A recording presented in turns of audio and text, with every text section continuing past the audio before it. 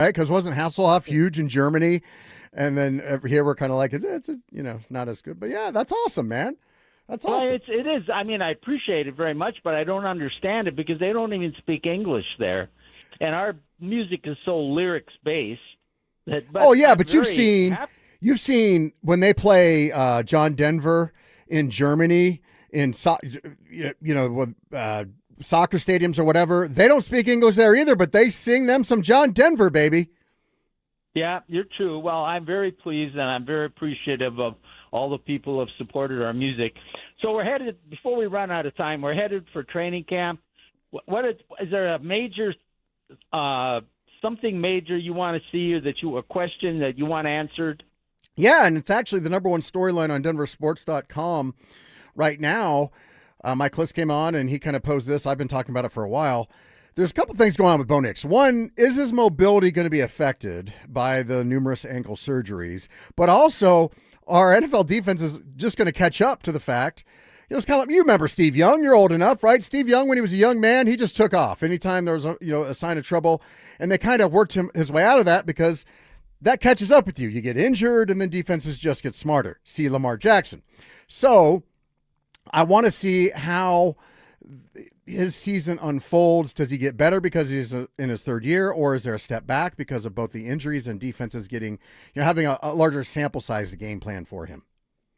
Well, I think one of the things, too, is not only the physical injury to his ankle, but as much as he laughs it off and says he's going to be better, having played sports, obviously not at the level that he plays, but I was injured a few times, and there's a mental hump to get over when you come back from an injury. Which is another good question. Is fishing a sport? Well, I guess it depends on how you define a sport. It certainly does, right? Like you're a big bowler. Your whole family's got, championship pedigree in bowling. Is bowling a sport? Is golf a sport? Is cycling a sport? Is competitive fishing, when you go out and you fish in a tournament to win, because it's a competition, does that also make it a sport, Terry? I don't know. It could be. I think it's a sport to some extent. I'm not going to say that fishermen are athletes, but it does take some endurance and strength and things to do the things. I've competed in tournaments where first prize was $500,000. Wow. How did you spend that money, Terry? Did you get a new boat? I just didn't win that one. Oh, Dan. really? That's surprising. I would expect you to win. Yeah. So did a lot of other people that bet on me in the things you can bet. Yeah, lost right. money too. Yeah, no problem. Hey, my friend, we'll close this out so you can talk about things and I don't steal any more of your show. All right, Coach. Always good to talk to you. All right. Thanks, Dan. We're going to wrap up this week's edition of Terry Wickstrom Outdoors. Thanks to John in the studio, keeping us on the air, keeping things rolling. Thanks to Karen. I always say that. She puts this together, but she's been my partner at this for going on 3 decades, and none of this exists without her there to keep me organized, keep it going, and keep things happening. She's the backbone of all my fishing media experiences. So thanks to Karen for making me look like I know what I'm talking about. And thanks to all of you for listening every Saturday from 9 to 11. We'll talk to you next week. We'll let the Eagles take us to Dan Jacobson on 104.3 The Fan.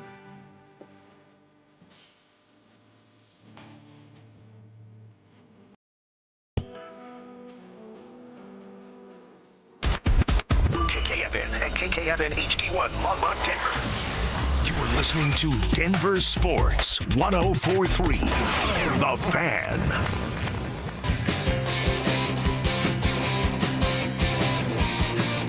Denver Sports 104.3 The Fan presents the Honorable Judge Dan Jacobs.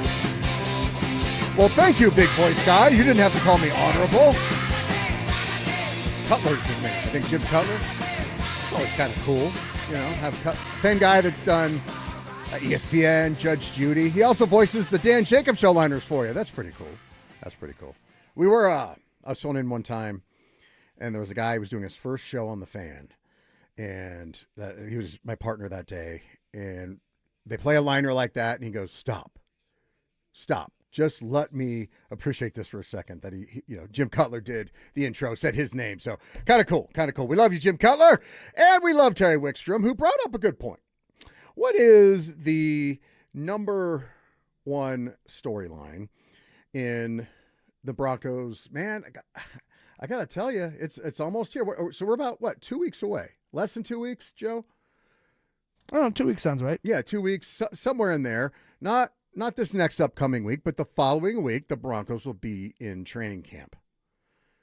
And so what are the biggest stories? And Mike Kliss joined the fellows, I believe, yesterday. Wasn't it yesterday, Joe? I can't remember. You're the guy. Yes, it was. You're the guy that's gone big time. You're here every day now. Every day but Sundays. You rest on the Sabbath, right? But so I think it was yesterday, Mike Kliss. You can go to DenverSports.com and check it out.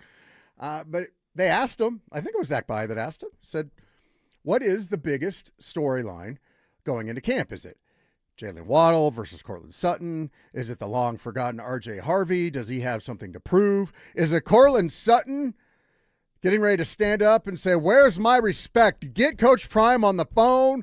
We need a hype train. I want my respect. I want my flowers. Do you believe? Is it Jalen Waddle? Is it, I saw it again this week on DenverSports.com and hence our airwaves as well, is, try not to laugh while I say this, is Evan Ingram going to be a top 10 tight end in the league this year? Saw that? Is that the biggest storyline? And the answer is no. The biggest storyline is Bo Nix. Now, it's not just as simple as Bo Nix's ankle. That is an overly simplistic way of looking at it. It's more nuanced than that. Because I don't think there's going to be any problem with Bo Nix starting and playing for the Denver Broncos this year. But will his ankle force him to play in a little bit different style? Bo Nix's mobility has masked, gotta enunciate, a lot of deficiencies on the Denver Broncos the last couple seasons.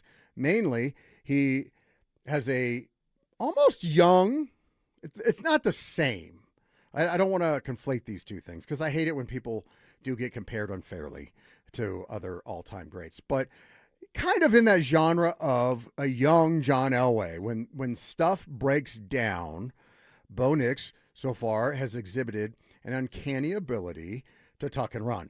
And to keep the offense moving via his feet. A couple things to change that. One, he just had his foot operated on again. And depending on who you believe, this could continue to be problematic for him for the rest of his career. If only my ankle could be reborn. Now, number two on that is, what if defensive coordinators say, you know what, we have quite a large sample size now on Bo Nix. And we kind of find what he likes. We know his tendencies. Like, for example, when Russell Wilson came here, Pete Carroll kind of made fun of the Denver Broncos because he said, the word is out on Russell Wilson.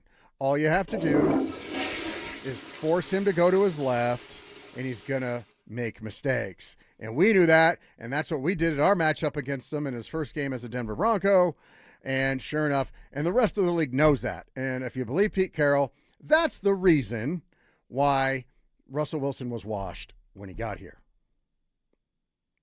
Similarly, with Bo Nix, the word is getting out, I would assume. This is why, I don't know why. This is one of those conversations I remember with my grandpa when I was a young man. Running quarterbacks.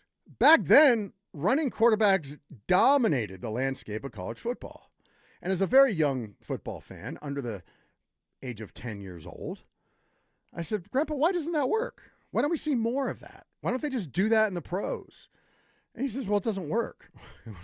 One, they get hurt. Two, they figure it out. The defenses are better. The players are stronger, faster, smarter. And it just really doesn't work out. And when you get to the pro level, you want somebody that can throw the football. And we're seeing kind of a change, somewhat, a movement in that. But not that they're going to, what was it? Tony Rice was the big Notre Dame quarterback I'm thinking of when I was a young man. Sure. You have no idea. You weren't even born yet, Joe. Joseph Goodwins. of DenverSports.com fame. You have no idea. Tony Rice, I think it was. Great college quarterback. And, never saw him in the league, right? So there were Tommy Frazier. Tommy Frazier touchdown. Fantastic. Hall of Fame quarterback for the hated Nebraska Cornhuskers. But no shot on the pros because it just doesn't translate. That's not what we're seeing now, but we are seeing, outside of maybe like a Lamar, right? Michael Vick kind of had his heyday, but Michael Vick also had a cannon for an arm. But what we see is more of a hybrid. Guys that can do what Bo Nix currently does, or like Josh Allen does really well, or Patrick Mahomes at times does. I'm here. Which is takes off at opportune times. Not looking to run like I was talking about with Coach Wickstrom. Steve Young used to just panic, and he could run. He was very athletic, and he would just take off. And they finally kind of coached him out of that, and he was able to adjust his game to run when they needed him to run, but he finished his career a Hall of Famer, and he was a passing quarterback, a passing type quarterback. So now we like the hybrid versions with the run option where they can make you pay with their feet when they have to, but they don't run too much. I think Bo Nix probably ran a lot more than you would like to see your quarterback run the first couple years. So will there be an adjustment? So that is kind of the number one storyline. How is this injury going to affect him? Will he have to learn to play differently? Or will defenses catch up to what he's got going on? And then I heard about it. It was a good question, I think, by one of the guys behind the glass this week. It was like, okay, well, the Broncos offensive line looks like it's very highly rated, but they struggle so much in the running situation. Are they really that good? And I think that question is going to be answered this year. Because I think Bo will be forced to settle into the pocket quite a bit more, and that will increase the pressure on the offensive line. Now, if they're as good as we all want them to believe they are, well then, they're going to be just fine. If they've been propped up by the skilled decision-making and running from Bo Nix, well, then that could be an issue because we know Bo Nix is not the most accurate quarterback in the world. He's more of a money guy. The guy that we're about to get on the phone famously refers to him as right-handed Tebow. He's just nothing but money, just comes up in the clutch. But, the rest of the time, you got a little bit to worry about.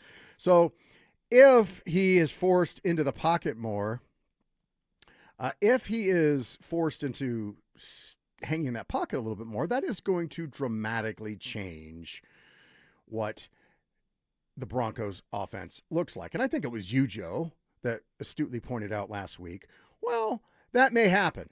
But also, Davis Webb may already have a plan for that. In fact, if I've been talking about it for several months now on the Dan Jacobs Show, man, I would hope that the new offensive guru for the Denver Broncos has already contemplated this scenario and has something in mind to deal with the counterpunches that are going to be coming from defensive schemes and things in the league this year, and then also get him more comfortable, whether it's, maybe less screen passes, but other routes that will allow him to, make quick decisions, but maybe more down the field, get him more comfortable, get him, more of a rhythm offensively, and, highlight Jalen Waddle. Apparently Evan Ingram's going to be a top 10 tight end this year, things like that. So hopefully Davis Webb will have the secret sauce, so to speak, to deal with that. But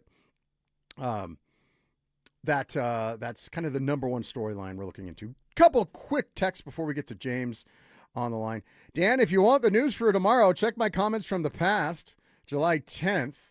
Ooh, so who is this? Is this Lee? Because I can check your comments, man, right there. Anyway, we'll get to you later. I will check your comments from July 10th, texter. But as mentioned, the aforementioned, as mentioned, I will mention the lovely and talented James Marilat joins the program. James, how are you, sir?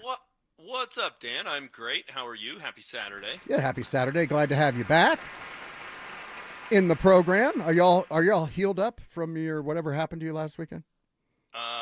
Well, I guess I'm on the way to healing. I'm staring at my big post-op cast on my right hand at this point, but I'm feeling much better.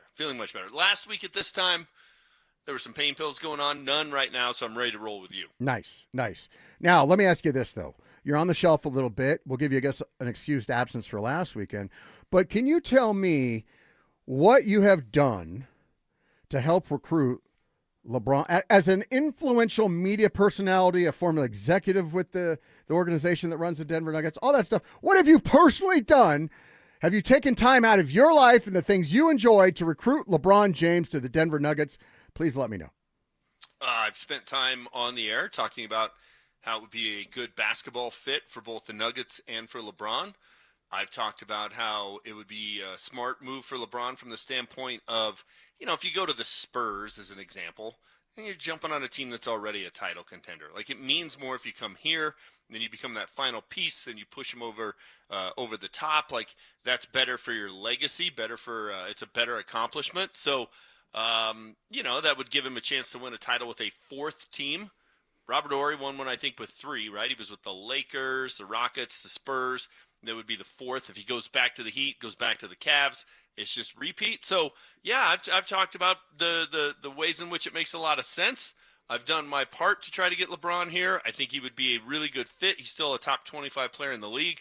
The people who don't want him here, it blows my mind, especially at a league minimum type of price tag. So I'm doing all I can, Dan, but I don't have near as much influence as the best player in the world and a guy who makes $55 million. Oh, so here it is. So let me do this, James, because you get so unfairly persecuted on social media and here on the station. I love what you do. In fact, I texted you the other day as you and Will were on. I saw it was like Christmas in July. My guys, they're on there. I love listening to you guys. So I think you get a lot of unfair heat.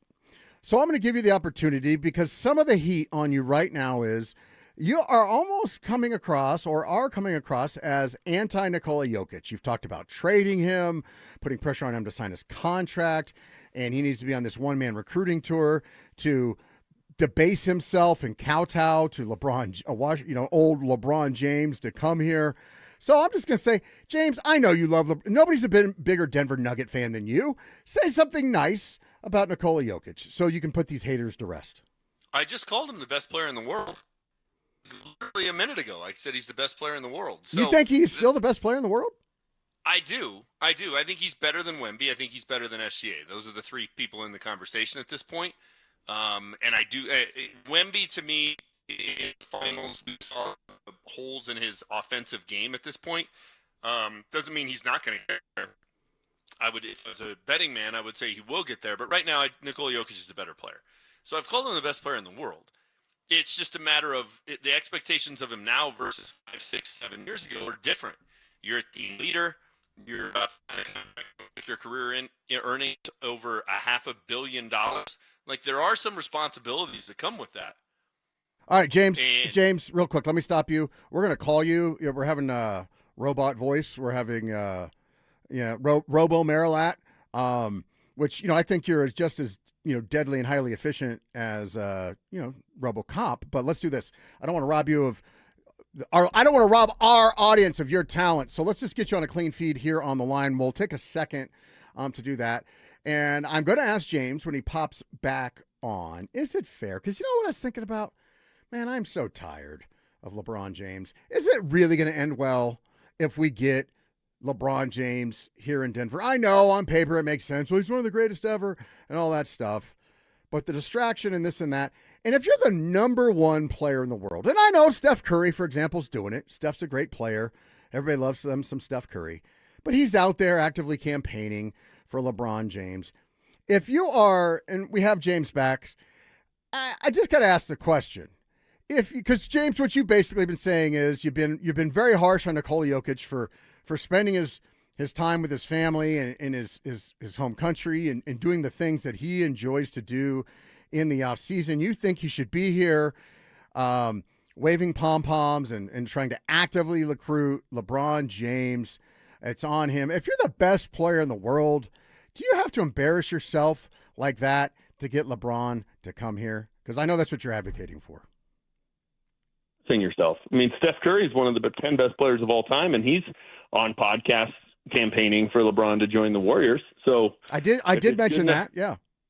If it's good enough for Steph, I don't know why it's not good enough for Jokic. And, the fact that look, I don't begrudge the fact that he's enjoying his off season and he's spending time with his family and his friends and he's back in Serbia. That's fine. It's not fine, James. You kill him on it every chance you get. No. And nobody's nobody's a bigger James Merilatt fan than me, okay?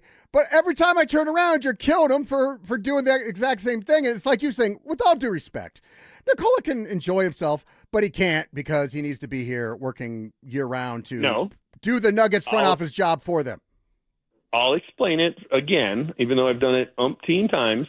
I will explain it again. It's no different than the Rockies when they used to get swept in L.A. by the Dodgers, and then they're getting on the plane to fly to San Francisco to play the Giants, and their social media people are posting photos of their menu. And, hey, are we going to have chicken cordon bleu or filet mignon? It's like, just come on. I mean, it's just a bad look. Have a little sense. That's not the time or place. That doesn't mean I don't think they should eat on the plane. It just means that I think it's ill-timed. And I think when you get bounced in the first round, you lose in 6 games to basically a G League team at the end. I don't think it's cute that you're off doing barrel rolls off of whitewater rafts and that you're rooting on your horses and that you're, doing a bar crawl in Serbia. Like, I just don't find it amusing. It's fine if you go do it. I just don't want to know about it. And the other thing is, come back next season with something improved in your game. Just one thing. Just one thing, like Wemby does every year. And like other great stars have done over the course of time, as opposed to coming back and not having improved your game at all. But you can't be critical about Nikola Jokic for anything, right? Like, he has said now he's not going to sign it this year. He's going to wait till next year so he can get an extra year and even more money. Meanwhile, Wemby is signing for less money. So can we be critical of Jokic for not putting his team first and being all about money? Or that's off limits too? I'm just trying to figure out what the rules are for the guy. Like, is zero criticism allowed? Well, let me ask you, is that a bad thing for him to want to make the most money? I mean, is he the only guy in the league doing that? At this point, Dan, by the time if he waits till next year and signs the deal, he's going to have earned $600 million from the Nuggets. Okay. Look, it's his money. He's put himself in this position. He's entitled to it. But it clearly says it's winning. Money's more important than winning, because he could take less money and let the Nuggets sign a player or two in order to make the team better, because $500 million over his career is going to make things difficult for him versus $600 million. Like, at some point, it does tell us where his priorities are. Tom Brady's priorities, and Tom Brady made a ton of money. He did. But he could have made more, but his priority was winning over money. John Elway made a ton of money. He could have made more. His priority was winning over money. And John Elway was willing to get on a motorcycle ride to Sturgis, South Dakota, and recruit Gary Zimmerman out of retirement. He wasn't, going up to the Arkansas River doing barrel rolls off of a whitewater raft. So I just have expectations for stars and for guys that, earn $500 million, that, hey, they should try to be the best player they can be, try to put the best team on the court that they can, and do everything they can to win. It's like Von Miller, 8 years into his career. It wasn't cute anymore that he wasn't a leader. It was funny when he was 23 and that Peyton Manning and DeMarcus Ware and that other guys. But once you get to the point where you're the face of the team, you're the star, you're the guy making all the money, the expectations of your role change, and you can't just be a kid anymore. That's my outlook on it. If other people want to give him a free pass, they're entitled to that opinion. Okay. All right. And you think the Nuggets have demonstrated that they spend, because there's this notion now, we just got to throw money at the problem. We just got to chase good money, bad money with more bad money. So that's the prevailing opinion now. I think you're in the same boat. Yep, throw bad money at it. So Nikola Jokic should take less money, and we'll run it back with this team that just got, by the way, I love the way you put it, because I think it's absolutely true. This team is worth an extra $250 million, this team that got beat by a G League team in the first round of the playoffs. Well, I'm not saying it is. I'm saying that's better than the alternative. Well, I'm asking the alternative. No, I'm asking. What's the alternative, Dan? The alternative is you trade everybody away, strip it away, and it's Jokic and a bunch of G Leaguers. No, it's you trade 2 players away. But the reality is, with the math, you get rid of 2 players. That's it. Not everybody, right? Cam Johnson and Peyton Watson? It's either Jamal. I mean, Cam Johnson's gone. I'm telling you now, take it to the bank. Before the trade deadline, we will no longer see Cam Johnson. And by the way, good riddance. Good Cam riddance. Johnson's gone and they sign and trade Payton Watson. Let's just play that hypothetical. Okay. Well, I mean, he did have a really good 40 games. I mean, Payton Watson, I don't know how we'll ever survive without it in 4 years, 3 years. Jokic. So you're saying, what are they going to do with Jokic, Murray, AG, and Christian Brown? That's basically what they've got left at that point. Yeah, they won more games basically with just those guys 2 years ago, as you like to point out, when you're second guessing the MPJ trade. They won more games with those guys than they did with the guys we're talking about subtracting this year. Well, with MPJ, he's not here. Like, that's a pretty big loss. MPJ was benched. MPJ, let's not do revisionist history. MPJ was benched during the finals run, and we would get down to the end of games. He would sit on the bench. It was embarrassing. He's getting, and by the way, he showed nothing but class because who was it? Lisa Selters, whoever, for whatever reason, they just won the title, and we interview Stan Kroenke, who gets booed in his own gym while the confetti's flying, and then Michael Porter Jr., because apparently she didn't watch the games and watched that he was humiliated by being benched at the end of those games, and Michael Porter Jr. actually was very gracious about it, but he was benched. He wasn't the key player. He had some moments in the Lakers series. Michael Porter Jr. was not a key player in the stretch runs with the Nuggets. I'm not debating that. But 2 years ago when they won a lot of games with essentially the same group I just outlined, you have to add MPJ to that group. Sure. And they don't have him. Well, they got Christian Brown now. He's a star. Okay. All right. I mean, that's a bad basketball team, but they'll avoid paying repeater taxes and avoid being on aprons and all the rest of it. And, Nikola Jokic can get his full max deal and all. Okay. I mean, it depends on what you want. What you want is for the Kroenkes to turn a profit, even when they've, put themselves in a position where they have to buy their way out of mistakes if they continue to want to be a contender during Nikola Jokic's prime. You don't want them to have to do that. Okay. That's fine. I don't think owner should have to lose money year after year after year. But I think when they're in a position to compete for a title, and when you have the best player in the world, you're in that position, you should put the best team on the floor around them that you possibly can. Money be damned. So if you want to let them not do that, that's fine. But if that's what the basketball team is, just be prepared for Nikola Jokic to walk away next summer. He ain't re-signing if that's the team, and he shouldn't. All right, James, I wish I had more time with you. We'll have to do it. I'm going to be gone. I got the big acting gig in Las Vegas next weekend, so I'll be gone for a couple weeks. But when I get back... You're acting like you're filming your movie next weekend?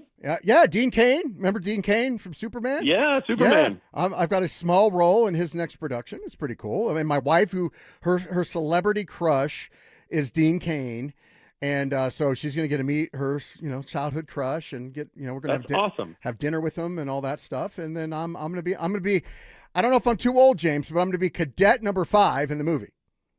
I can't wait to see this performance. Can't wait to hear the stories. And one of these Saturdays, Dan, I'm going to come down and join you for an extended period of time. That would be fun. Don't you threaten me. All right? Actually, you know what's funny? Station management asked for that. And I said, I can't ask James to do that. It's his day off. He would never do that. So if you come do that, I would love it. It's an easy drive on a Saturday, Dan. We'll make it happen. Well, except for when you go through the new Broncos construction site, Yeah, exactly. That's a guarantee there's traffic there right now, but that's okay. That's a permanent thing. All right, James, love it. Thank you so much for your effort. Thanks for playing hurt. We'll talk to you again in a few weeks. All right, take care, Dan. All right, you want to react to James Marilat? Your chance coming up next. 4 straight 50-win seasons. A quiet offseason that's drawing bottom-of-the-league grades, and yet Vegas still has the Nuggets over-under at 49.5 wins. So, is Jokic enough to keep Denver in the conversation while the rest of the West gets better? Denver Sports 104.3. The Fan. Jacob's Law, 303-LAW-4040, 303-LAW-4040. When you call 303-LAW-4040, you don't get some answering service. Now a lot of them are doing AI or they have call centers overseas. You speak to either myself directly or my lovely wife, Kimberly. Happened last Saturday. I was getting coffee. I answered the phone, chatted with the current client. Today, as I was going down to get my stuff out of the car, boom, got a call. A young man named Brian was injured by a drunk driver last night. Somebody gave him our number, and I chatted with him. We have an appointment for him to check in with us on Monday to see what we can do for him. We don't pass you off. One of the biggest complaints when you do call these made-for-TV lawyers, besides the fact you never actually meet those guys, but even when you get a lawyer assigned to your case, you can't get them to call you back. Not so with Jacobs Law. You get my cell phone, you get my wife's cell phone, you get your case manager's cell phone, you get our Darth Vader attorney's cell phone, Chris. All of our cell phones, we're either going to answer or call you right back. We're here to help. Save that number in your phone. You never know when you're going to need it. It's 303-LAW-4040. Well, it's official. My friends have all switched to Pure Talk because I told them they could save a bunch of money on a super reliable high-speed network with unlimited data. And because they're my friends, they trust me. As for the rest of you, well, Pure Talk understands that even though you might like me, you're not just going to take my word for it, nor should you. For that reason, and for a very limited time, Pure Talk is offering any of their plans for just $15 a month for the first 3 months, including their top-tier unlimited plan that normally sells for $65 a month. Think of it like a test drive, a super simple way to save $150 while you kick the tires on Pure Talk's blazing fast network, and a fine way to see for yourself why I switched from big wireless, along with a few 100,000 of my closest friends. Dial pound 250, say Mike Rowe, and be connected to Pure Talk's friendly U.S. customer service team. Again, dial pound 250, say Mike Rowe, and let the savings begin. This is a special alert to all Americans who own a vehicle with less than 200,000 miles with an auto warranty about to expire or with no warranty coverage at all. Due to a decline in the economy, CarShield is announcing a low-cost month-to-month vehicle protection plan that is now available to the public to save any driver out-of-pocket expenses on future auto repairs. Call now to find out how you can pay almost nothing for covered auto repairs. Yes, you heard that correctly. Pay almost nothing for covered auto repairs. An open phone line has been established for all drivers to call for a free quick quote. Call 800-330-8323 now. Drivers who are covered will not have to pay for covered repairs again. This protection plan is at an all-time low. Additionally, drivers who activate this vehicle protection today will also receive free roadside assistance, free towing, and car rental options at no additional cost. Call us for your free quick quote today. 800-330-8323. That's 800-330-8323. What do you have to lose? Call 800-330-8323. Again, 800-330-8323. Hey guys, Mark Schlereth here from my friends at Xfinity. And when it comes to your internet, you want the most intelligent. And that's what they provide. The most intelligent Wi-Fi that can hunt down and fix problems. Reliability, well, you want the most reliable Wi-Fi for streaming, gaming, working from home, and coverage that goes wall to wall in your home. How about security? Wi-Fi that's security blanket for your network and reliability. Fiber-powered network with 99.99% reliability, built for speed so you can run multiple devices at once, and Wi-Fi that makes everything in your home tie and work together. Consistency, you can lock in 5 years of predictability. 5 years, the most reliable fiber-powered Wi-Fi with our best equipment. Plus, you can get online with minutes, same-day Wi-Fi. Hey man, that's the price lock guarantee. 5 years, same price, no contracts, no commitments. It's all included. Everything you need, including the data and equipment, the most reliable Wi-Fi. That's Xfinity, guys. Imagine that.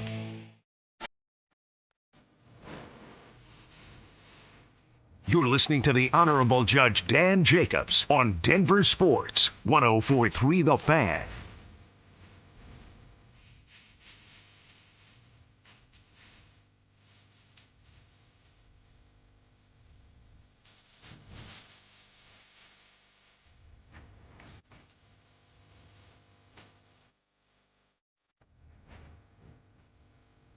All right. Thanks to James Marilat. Always enjoy having James on the program. I want to react to a couple things James said, and then probably we'll get to the next segment, and I'll let that be yours, the voice of the people, the RamosLaw.com text line or the Schomp Honda YouTube chat line. Get on our YouTube channel. Pick us up right now. Support the show. Show those that matter, that people do like the Dan Jacobs Show. It'll help us out. Get on there. And, why don't you subscribe to the channel while you're there? And you can get notifications, by the way, for when my show's on, so it'll hit you right on the phone. So do that for me, please. Jump on the YouTube channel. Put your stuff in the chat, if you don't mind, like Brian's already done this morning. I'll get to Brian's comment here in a second. But I wanted to address something James had to say. And it's this prevailing thought, well, yeah, we all know it. We all know that the running it back for the Denver Nuggets is not going to result in a championship. James himself said they lost to a G League team in the first round last year, and I agree with that. So why on earth do we think that just throwing bad money after more bad money is the answer to this problem? And that somehow simply throwing money at the problem is going to make them a championship contender next year. Why would we believe that when we all know with our eyes that this team was not a healthy Payton Watson away from winning the NBA championship? By the way, because I did hear that. Listen all week, and I think, I don't know who it was, but they were talking about the idea that if the Nuggets run it back, they honestly believe it's almost like we heard about the Broncos this year as well. Well, if they could just be 100% healthy, they could win the NBA championship. Or, Broncos could win the Super Bowl, the Nuggets can win the NBA championship. Dan, if ifs and buts were all candies and nuts, we would all have a Merry Christmas. That's true. Now, where did you hear that, Joe? I think the movie The Slammin' Salmon, one of my favorite, the guys that made Super Troopers and Beer Fest. You just mentioned like 3 movies I've never heard of, but I'm sure they're quite fine. Cinematic. You've never seen Super Troopers? I've never seen I am offended. Yes. Sorry to offend you, sir. But this notion, and I can't remember exactly what James said but he's like, well, if you want to be cheap to, save bucks 1 year, I really want to clarify this. And I've been talking about this for a couple weeks now. I actually heard Zach talking about it a day or two ago. And we cannot state this enough. Oh, you know what it was? Actually, Jake Shapiro talked about it when Anilo brought it up. They were filling in for Dover and Cecil a couple days ago. Sharp Nuggets guys. But even Anilo failed to really kind of have this in his consciousness, which is this. This isn't a save money for 1 year problem, and then you can cut costs after that if it doesn't work out. If they go all in on this team that we all know is not going to win the NBA championship, they are in purgatory for 3 years. Because not only will they have wasted this year, but then they are in the repeater tax, and you can't just, after 1 year, get out of the repeater tax. So they would have to get out of repeater tax territory next year, and then they would have to get out of repeater tax territory the year after that, so that essentially 4 seasons from now, they could afford to go over the luxury tax on players. Well, where's Nikola Jokic going to be 4 years from now? We already saw in the final playoff series, the first kind of chink in the armor, as Chad Andrus said, the first Nikola Jokic era is over, or Nikola and Jamal era is over. The question is, can there be a second era, and will there be a championship or 2 in that second act? So he's already, if you watch them closely, in the first round of the playoffs, I hate to say it, the decline for Nikola has probably started. Now, how quickly does that happen? I don't think it'll be particularly quickly because Nikola is a very smart player. He doesn't rely on athleticism and stuff like that. He relies on vision and smarts and basketball IQ and passing ability and things like that. So I think he can have a much less rapid decline than hopefully some of our other all-time greats. But I think it's probably started. So we're going to go all in on running back a team that was nowhere close to competing for an NBA championship this season with the idea of, but if they get healthy, then they can win the title. Like if they get Payton Watson back and his hamstring and soft tissue injuries just magically never appear again, and Aaron Gordon, same thing, and then everybody else just decides that they're actually going to compete and win in the playoffs as opposed to their performances going down, well, then we're going to win the NBA title. Well, that's a pretty big assumption that that's going to happen. And if we asked ourselves honestly, what's more likely? That happens, that they hit nothing but green lights, that they are 100% magically healthy throughout the playoffs, including 4 of their players, really. Christian Brown was hurt in the playoffs last year. Jamal Murray has a lengthy injury history. Aaron Gordon has an injury history now, and Peyton Watson has an injury history now. So 4 out of your 5 starters have not just, they got hurt one time, but injury histories.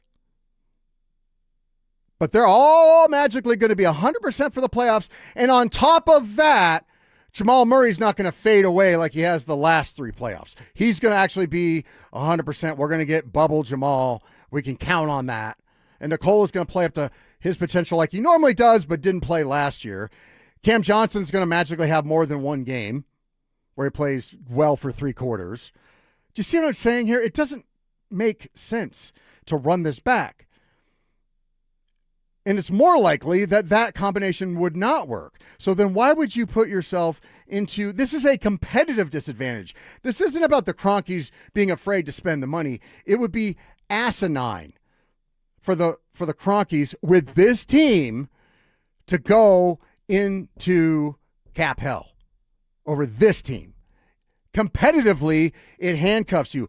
All around the league, they're starting to talk about now, how on earth did we get ourselves into this situation with this repeater tax and second apron? Because now, I mean, how do you have a dynasty? Maybe with like a Wemby type team, maybe? Because he's young and maybe they get him on some favorable contracts and you can win around him while he's still young and cheap for 2 more years, 1 or 2 more years? Did you see that the NBA Players Association petitioned the NBA to try to do something about the second aprons because it hurts the players from getting the contracts that they deserve? Right. And it hurts teams. But this is basically owners being very smart and finding a way to save themselves from themselves.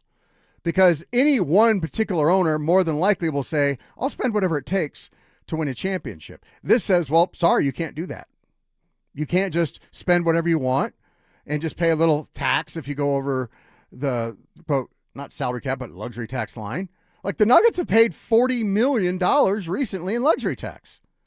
It's not like they're not willing to spend a little extra, but what it's saying is it is going to be so cost prohibitive for you to incur the penalties, like the Celtics, for example, to keep these pieces together, that it will make no financial sense, and it could lead to financial Armageddon if you tempt fate with the system.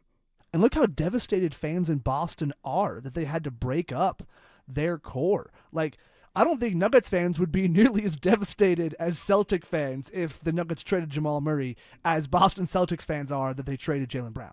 Yeah, no, they're very upset, but that's the reality of the framework of the system now, and players are, on their perspective, rightfully so, saying, this sucks.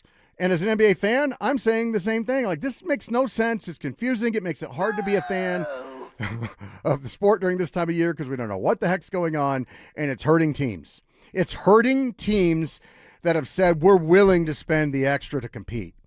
And what the league has said is, well, we want those teams to be less competitive. We want to make it harder for those teams to compete. And it is a little bit head scratching. And yes, Joe, that was one of the things I was alluding to is, the Players Association is like, how the heck did we get ourselves into this mess? All right, coming up next, I want to allow you guys to chime in as well. We'll continue the Nuggets discussion, and then we're going to get into number one storyline as Broncos camp nears. We'll get into that next hour. A whole lot to go here on the Dan Jacobs Show on the weekend. They're back. Our free limited edition training camp 2026 t-shirts. We currently have drops at various Santiago's Mexican restaurants across the metro area. Limit 1 per person while supplies last. For more details and to find the location nearest you, head to DenverSports.com/shirt. DeerTrailMeatCo.com. That's DeerTrailMeatCo.com. Fantastic stuff delivered to your front door from their locally raised beef right on their farm right outside of Bennett, Colorado, and then they take the beef to their their meat house, their butcher house in Meat Locker. That's what the term I was looking for. Their Meat Locker, their family-owned Meat Locker right there in Deer Trail, Colorado. They'll get the order to your specifications. You want an eighth of beef just to dip your toe in, couple $200-$300, fine. They're going to deliver that to your front door with a money-back guarantee. Maybe you're feeling a little ambitious. You got a little bit bigger family. Like, I'll just go. I'll get the quarter. Or the average Dan Jacobs Show listener gets a half of beef delivered to the front door with a money-back guarantee. It's healthier, doesn't have all the hormones from the big corporate farms and ranches. And they give you a money-back guarantee. And here's the kicker. At a tremendous savings, up to 75 or 80% off for those steaks that you're paying for at the grocery store. You can afford to eat steak again. You're going to thank me. Just go check out the website. You got nothing to lose. Cool stuff on there for you to see how this process works. DeerTrailMeatCo.com.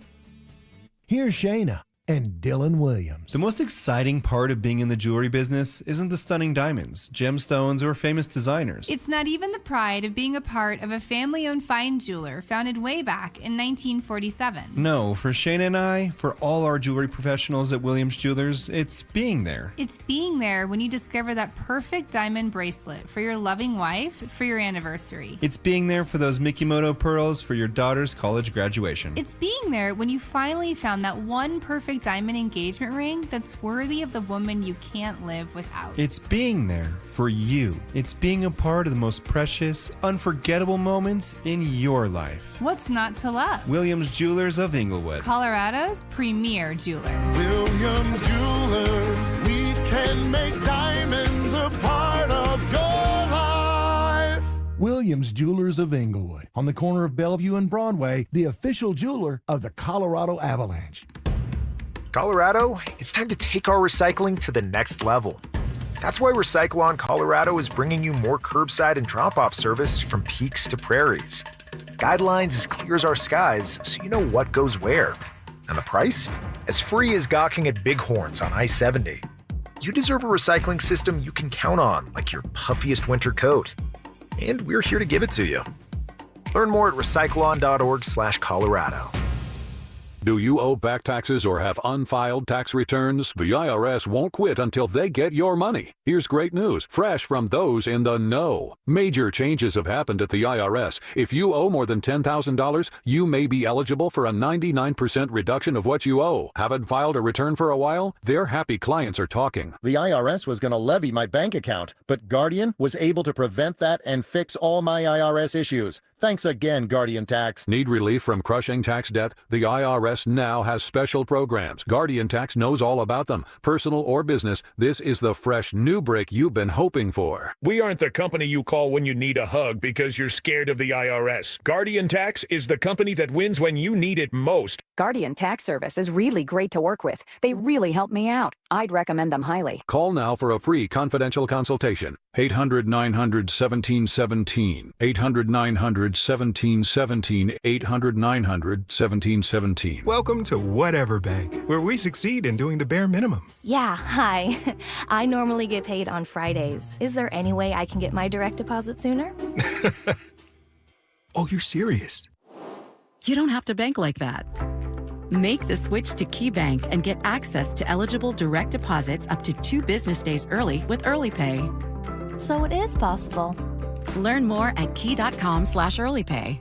KeyBank opens doors. KeyBank, member FDIC. Hey guys, it's Mark Schlereth. I just made one of the best decisions of my life. I got rid of my glasses. I went to Cutarelli Vision and had refractive lens exchange, RLE. I wore glasses for distance vision, but I got to that inevitable point in life where I was always needing those reading glasses just to do about anything, and half the time I couldn't find them. Seeing menus, texting, reading my computer, or studying film, it was a struggle. But now I see the world perfectly, near and far, without any glasses, thanks to Cutarelli Vision RLE, the perfect permanent solution to spending your good active years not needing reading glasses. And here's the cherry on top. You'll never develop a cataract. Dr. Cutarelli is Colorado's most experienced with over 90,000 vision correction procedures. You can trust him to know if it's the right time for you and RLE. Schedule your free Zoom consultation at coloradorle.com. Cutarelli Vision RLE, no readers, glasses, or contacts, or cataracts. coloradorle.com.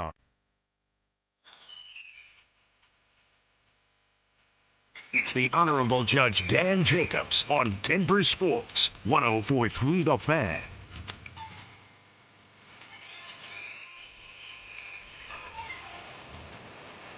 All right.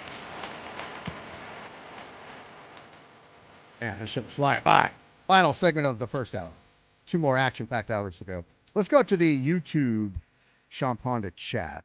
Our old friend Brian greatest athletic accomplishment of my lifetime is getting in the first comment on the Saturday edition of the Dan Jacobs Show. That's Brian from Evans, Colorado. Lost a bet. Had to move to Nebraska. And mainly I just read that because he's having to live in Nebraska. Let's bring a little hope and sunshine into his life, you know, to have to live out. No, I'm just teasing.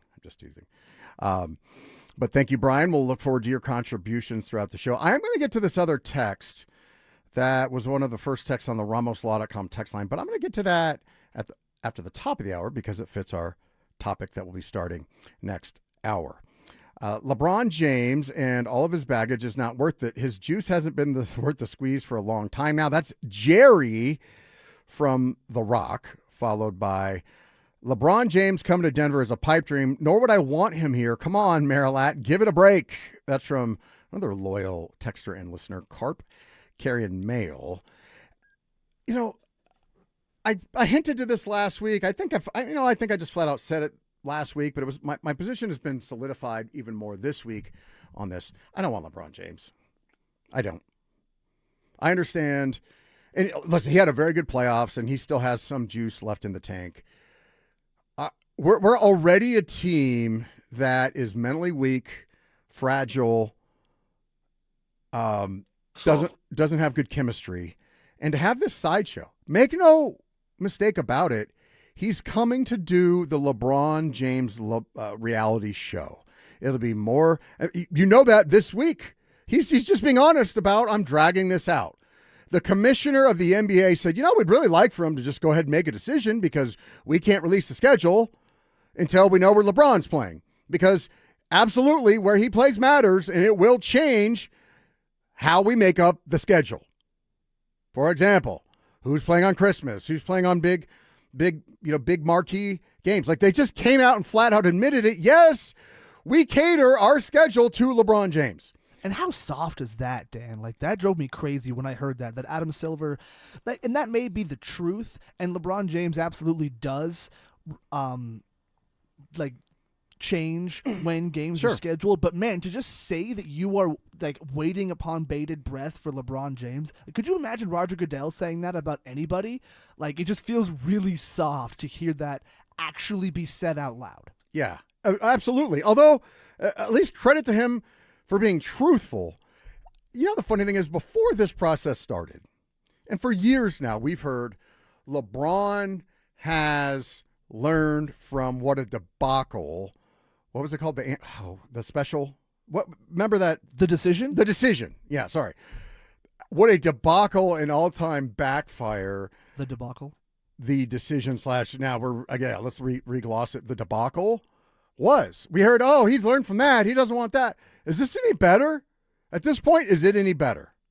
And God, just how humiliating for guys like Steph Curry, and now Pat Riley's doing it. And just guys just tripping over themselves to, I don't know, like kowtow or just humiliate themselves in front of at the feet of LeBron James. And he's just lapping it up.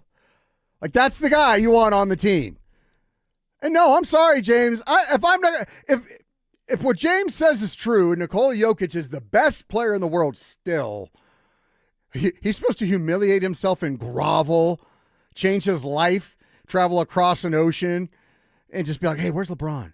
Where's LeBron going tonight? Is he going to the club? Is he going to the World Cup? Like, where's LeBron going to be? And just popping up everywhere LeBron is, right? That's not Nikola. And by the way, if you are the best player in the world, why would you do that? If LeBron wants to play with the best player in the world, then he comes to Nikola. And he goes to San Antonio. Yeah, he goes to San Antonio. Or, some people believe Oklahoma City. Now, can you imagine LeBron? Where do they play? Like Oklahoma City, right? Like, I've been to that town. It's actually not that bad of a cow town, things like that. But as far as, the nightlife and the excitement on a day-to-day level, like, Denver would be bad enough for him, right? Now, can you imagine him going to Oklahoma City and trying to run his LeBron James show productions there? No, I can't see. Anyway, but they say SGA, right, could also be the best player in the league. But Nikola has no responsibility to grovel at the feet of LeBron James. And I don't understand why our friend James keeps advancing that narrative. By the way, would a text message do just as good in today's society? Well, everybody else sent him little voice memos. You see that? That every team, like courting LeBron James, sent him a little voicemail about like their pitch towards him. Yeah. I mean, it's odd. Do you think how bad of a look would it be? Okay, let's say James got his wish. I'm sure that Nikola Jokic has his YouTube notifications set to the Dan Jacobs Show on the weekends, right? So I'm sure he's listening right now, and he says, you know what, James has got a point. I'm going to travel across the ocean. I'm going to take time away from my family and my friends, and I'm gonna take time off from recharging so I can be ready to go for the regular season to come over and woo and court LeBron James. And then LeBron James picks Cleveland, where everybody thinks he's going to. I don't know. Where is the favorite now? Last week it was Cleveland.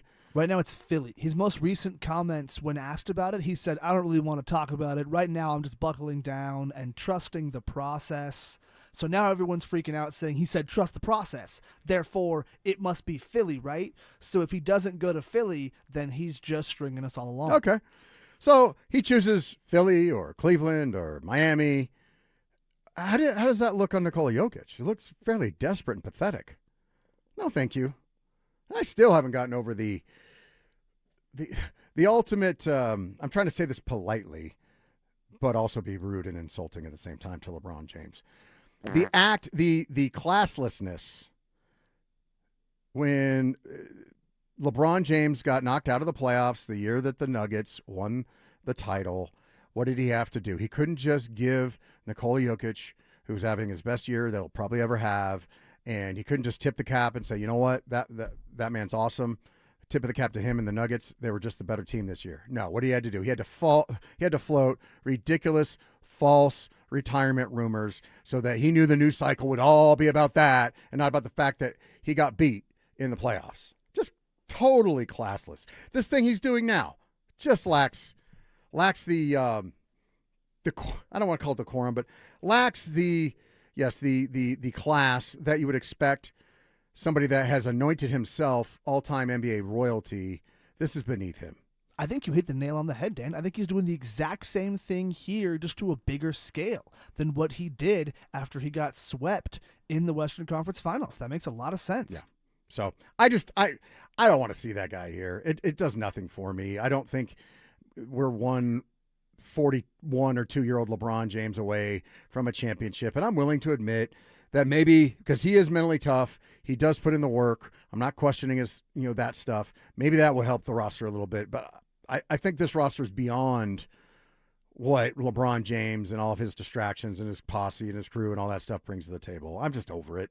And putting allowing ourselves to be held mentally captive by this fairy tale that LeBron's going to come here and bring an NBA championship. I'm out on that. I don't need it. All right, coming up next, the number one storyline, as we're just a couple weeks away from the Denver Broncos training camp. We'll get into that next. Jalen Waddle's here. Davis Webb's calling plays. The defense that reached the AFC Championship is back. But the number one storyline at Broncos training camp starts and ends with Bo Nix's ankle. Are you positive that ankle's broken? Is he fully healthy? And what does that mean for Denver's Super Bowl hopes? Denver Sports 104.3. The Fan. Jacob's Law, 303 Law 4040, 303 Law 4040. Had an interesting conversation. Some people came in yesterday and we're kind of talking through the contract, the paperwork. We kind of want to explain to you what you're getting into, which is really nothing. You can fire us at any time, no risk. If we don't get you money, we don't get paid. In fact, I lose money. If I take on your case and I don't get you any money, I lose money because I will not charge you even for the expenses. Okay, so it's really a no-risk proposition. You don't put any money in up front, and we go to work for you. But we're not allowed to make any promises. Even if we think you have $1 million claim, I can't say I think you have $1 million claim. But what I can say is I promise that we're going to work really hard. You're going to get our cell phone numbers. We're going to call you back. If we don't answer, we're going to call you back in a timely fashion. We're going to be here for you. We're going to come up with a plan for you to get feeling better, and we're going to try and get you as much money as possible to get you compensated. And so, but the last paragraph is always, I can't make you any promises. I can't promise you $10. I can't promise you $10 million. And a new client said, but you'll promise me, can you promise me that you will deal with the insurance company so we don't have to put up with the stress with that? And I said, yes, that's exactly what we're doing here for you. We deal with the insurance company so you can just focus on getting better. We'll come up with a plan for all that. We'll meet with you in person. It's 303-LAW-4040. Save that number in your phone. I hope you never need it, but you just never know. 303-LAW-4040. From the FIFA World Cup to competitive business environments, grand ambitions lead to game-changing achievements. At Bank of America, we're there to support businesses at every step, providing insights and expertise to help you gain an edge. He shoots, he scores! What would you like the power to do? Explore winning business solutions at BofA.com/gamechangers. Bank of America, official bank of the FIFA World Cup 2026. If the world were like a Sleep Number mattress, everything would adapt for your comfort. Your coffee would never get cold. Your flight would always be on time. And your mattress would always respond to you and your unique sleep needs. Sleep Number mattresses are designed to respond to your body and shift with your changing life, helping you fall asleep faster and stay asleep longer. To experience a whole new world of comfort, visit a Sleep Number store or go to sleepnumber.com. Sleep Number, to a good life sleep. From the FIFA World Cup to competitive business environments, grand ambitions lead to game-changing achievements. At Bank of America, we're there to support businesses at every step, providing insights and expertise to help you gain an edge. He shoots, he scores! What would you like the power to do? Explore winning business solutions at BofA.com/gamechangers.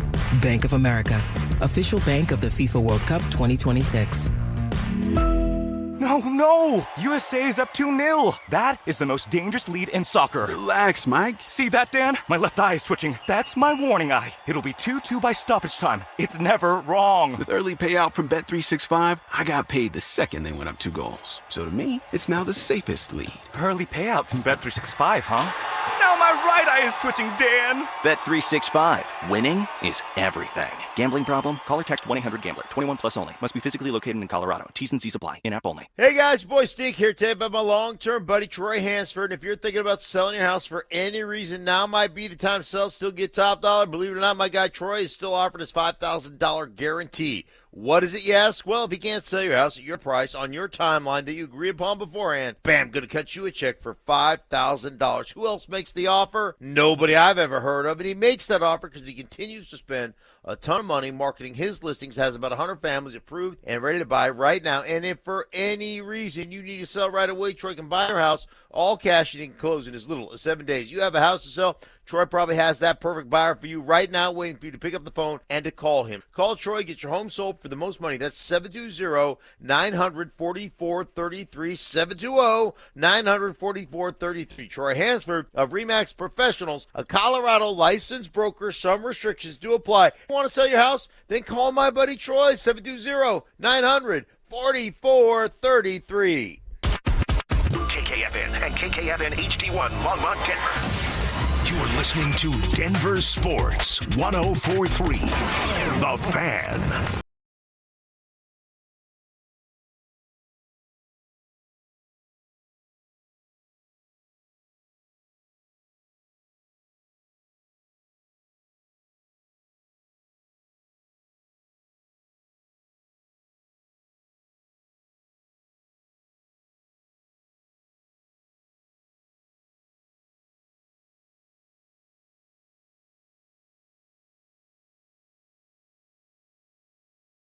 But and I just got to find this text. I want to give credit where credit is due. By the way, Joe, you came in during the break and suggested something. So we're going to do a little bit of a tease here and say that there's a, because you asked the question, not that we're going to go into this yet. We're going to, 1 hour from now, we're going to revisit this topic, right? But you said, what if, do you think it's even enough for LeBron? Even LeBron is enough to have the Rockies go, yeah, you know what, we'll blow $250 million. Because I feel like the Kroenkes are doing everything in their power to avoid going over that tax. Would acquiring a guy like LeBron James actually make them pay it? we'll say that here in a couple segments, but not next. Right. Well, and what I'm thinking is the thing that popped into my head was he actually would give them a reason, the ability to go under. If it's true, I still don't believe it. Has he actually said, I'm going to take the league minimum next year? Did he say that, or did he say something cryptic about, well, I'm not looking for max money, and we're all assuming he's going to take the minimum? Did he say, I'm going to play on a minimum contract next year? He said that money is not the main driving factor, and that happiness is the main factor. That doesn't necessarily mean vet minimum. I think Rich Paul is the one that said the words vet minimum. Oh, he did? He said LeBron is considering that? Yeah, but that doesn't mean he actually will. So that also means the bidding starts there. So if maybe you can give him 10 or 15 million, maybe he'll consider going to Miami over Philly. Right. Okay. All right. We'll see how that plays out. I have a hard time believing he's actually going to sign for the vet minimum. But could he improve the Nuggets' chances at winning a championship and also get them underneath the luxury tax line? That's a topic that we'll revisit 1 hour from now. So make sure you're tuned in either here on 104.3 FM or the YouTube chat, Sean Ponda YouTube chat and channel and all that stuff. Subscribe and listen that way. Now, this text I've been wanting to get to is one of our first texts of the show. And he was texting because he was listening to the kind of the crosstalk I was having with Coach Terry Wickstrom. And he says, Dan, if you want the news for tomorrow, check my comments from the past. July 10th. In particular. So I said, well, I can do that. Let me scroll up to, because we can see all your old texts, right? So, and like, we will look at your old texts. If we need, to see, like a lot of times we'll just check out, are you a knucklehead? Like, because you're hating on something. And then most of the time, because we don't have a lot of those, but most of the time with guys like that, you can scroll up and you can just see all they do is fire hate at every single show. And you're like, oh, well, that's your MO. You just like to hate on things, right? So, July 10th, 2026. Don't forget, Bo starts dancing like a ballerina on crack. Once he takes a hit or two, he'll need some glass slippers to go with those glass ankles. Moo-ha-ha-ha-ha. So that's what the texter said on July 10th. Well, if you go to, by the way, he also said last weekend, he was talking about Stand By Me. We were talking about movies. He says, Dan, you need to go home and watch Stand By Me. You will love it, capital L-O-V-E.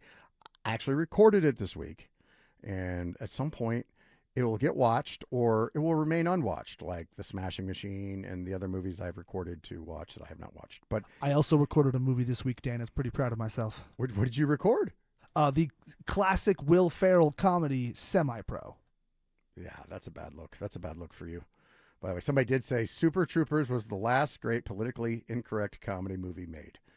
All right, well, maybe I'll check that out. That's your movie there. All right, so basically what this texter is saying is you want to know what, I don't know where he's heard that before, but if you want to know what the other shows will be talking about in the future, just listen to his text from July 10th. Well, lo and behold, on DenverSports.com, the number one storyline to watch as Broncos training camp approaches.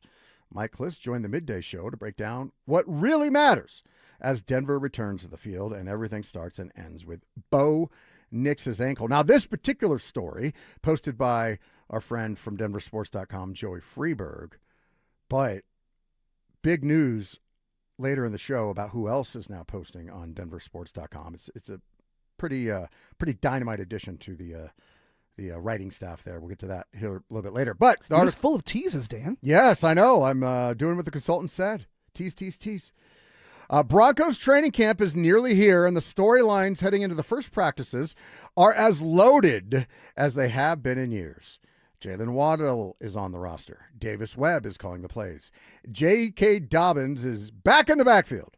Cortland Sutton just cracked the NFL's top 100. The defense returns nearly every meaningful contributor from a unit that carried the franchise to the AFC Championship game. There is no shortage of things to watch. And then it goes on to say, and my computer just skipped ahead, so bear with me for a second.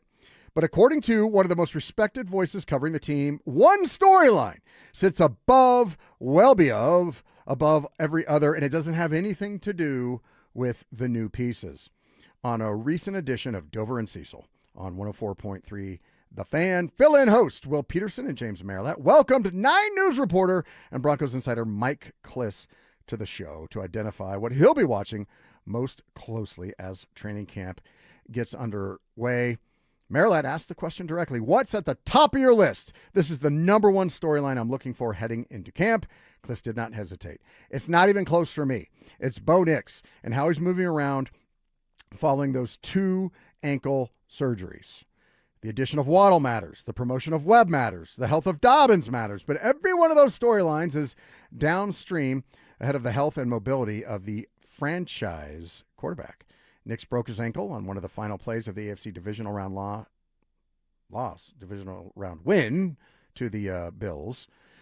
Am I missing that right? They beat the Bills, yeah. Just a typo there. He underwent 2 surgeries in the offseason, and even though he was back at minicamp looking healthy in the controlled setting of non-contract drills, the real evaluation begins now when the pace picks back up, when the reps stack up, and when the physical demands of a full training camp start to reveal whether the ankle is truly back to where it needs to be.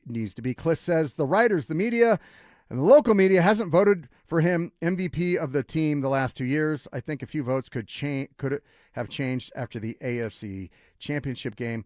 Nix has arguably been the most valuable player in the Broncos for both of his professional seasons, and the perception of his importance has grown steadily as his production has stacked up. The moment he went down against Buffalo, the entire tenor of the postseason for Denver changed. I don't know, is that true?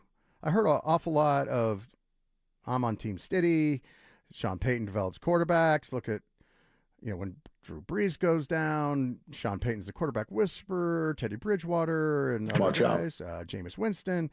I don't know if the tenor changed that much. In hindsight, we were all, yeah, that was foolish. Yeah, Stiddy. I mean, not me, because I said going into that game, yeah, I don't know. Everyone that's on the Stiddy train, you might want to look at his history. Show me where he's had some success. And the answer is basically nowhere. But anyway, this is not a coincidence. This is a franchise quarterback being exactly what a franchise quarterback is supposed to be. Kliss then closed with the framing that puts every other storyline in its proper place. Everyone saw just how much Bo Nix means to this team. Everything about this team. They brought all the guys back. They had a Jalen Waddle. Nothing matters if Bo Nix is not fully recovered and playing the way Bo does, which is he uses his legs and feet quite a bit. So I'm not going to read the rest of the article, but you get the picture. Yes, Texter, you're right. Now, what you said that Mike Kliss did not say is what happens if he takes more pressure or the defenses start scheming because they know, like all of us know, that Bo Nix likes to make plays with his feet. And if they start scheming that way, how will he react? One, is he going to be able to? Will he be more physically limited? My gut tells me, and I don't know about you, Joe, it's just us speculating at this point. My guess is he's going to be fine, at least in the short term. Not that I don't subscribe to there is some legitimate concern years down the road, but I would think right now he'll probably feel fairly comfortable moving around and playing the position of quarterback. There could be an adjustment period, maybe not. But does he say it's hard because he didn't hurt his ankle running 15 yards down the field and taking a hit to pick up the game sealing first down or anything like that. He got hurt on essentially a time killing kneel down type play, right? Like, so it wasn't like you can't say, well, we're not going to have him do that anymore, right? It was just kind of a freak thing that, if you believe Sean Payton, was bound to happen at some point. If you believe Bo Nix, it was not bound to happen, but it was a freak thing. All right, Dan, that's it. No more kneel downs. Can't call them. Nope. You could be like University of Miami Hurricanes. Run the ball up the gut with the game in hand and then wind up losing the game. Nope, put in Jarrett Stidham. It'll be fine. He definitely won't throw a chest pass. Yeah. So I got to be honest with you, that is also my number one storyline for the season. Not so much is his ankle going to hold up. I think it will. I have no way of knowing for certain other than I just look at the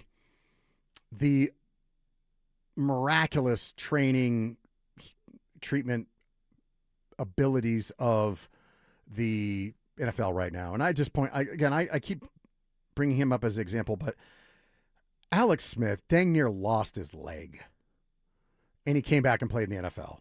So when you're talking about, okay, we did a fairly routine ankle surgery, and you can brace ankles, and you can tape ankles, and you can do certain things with ankles.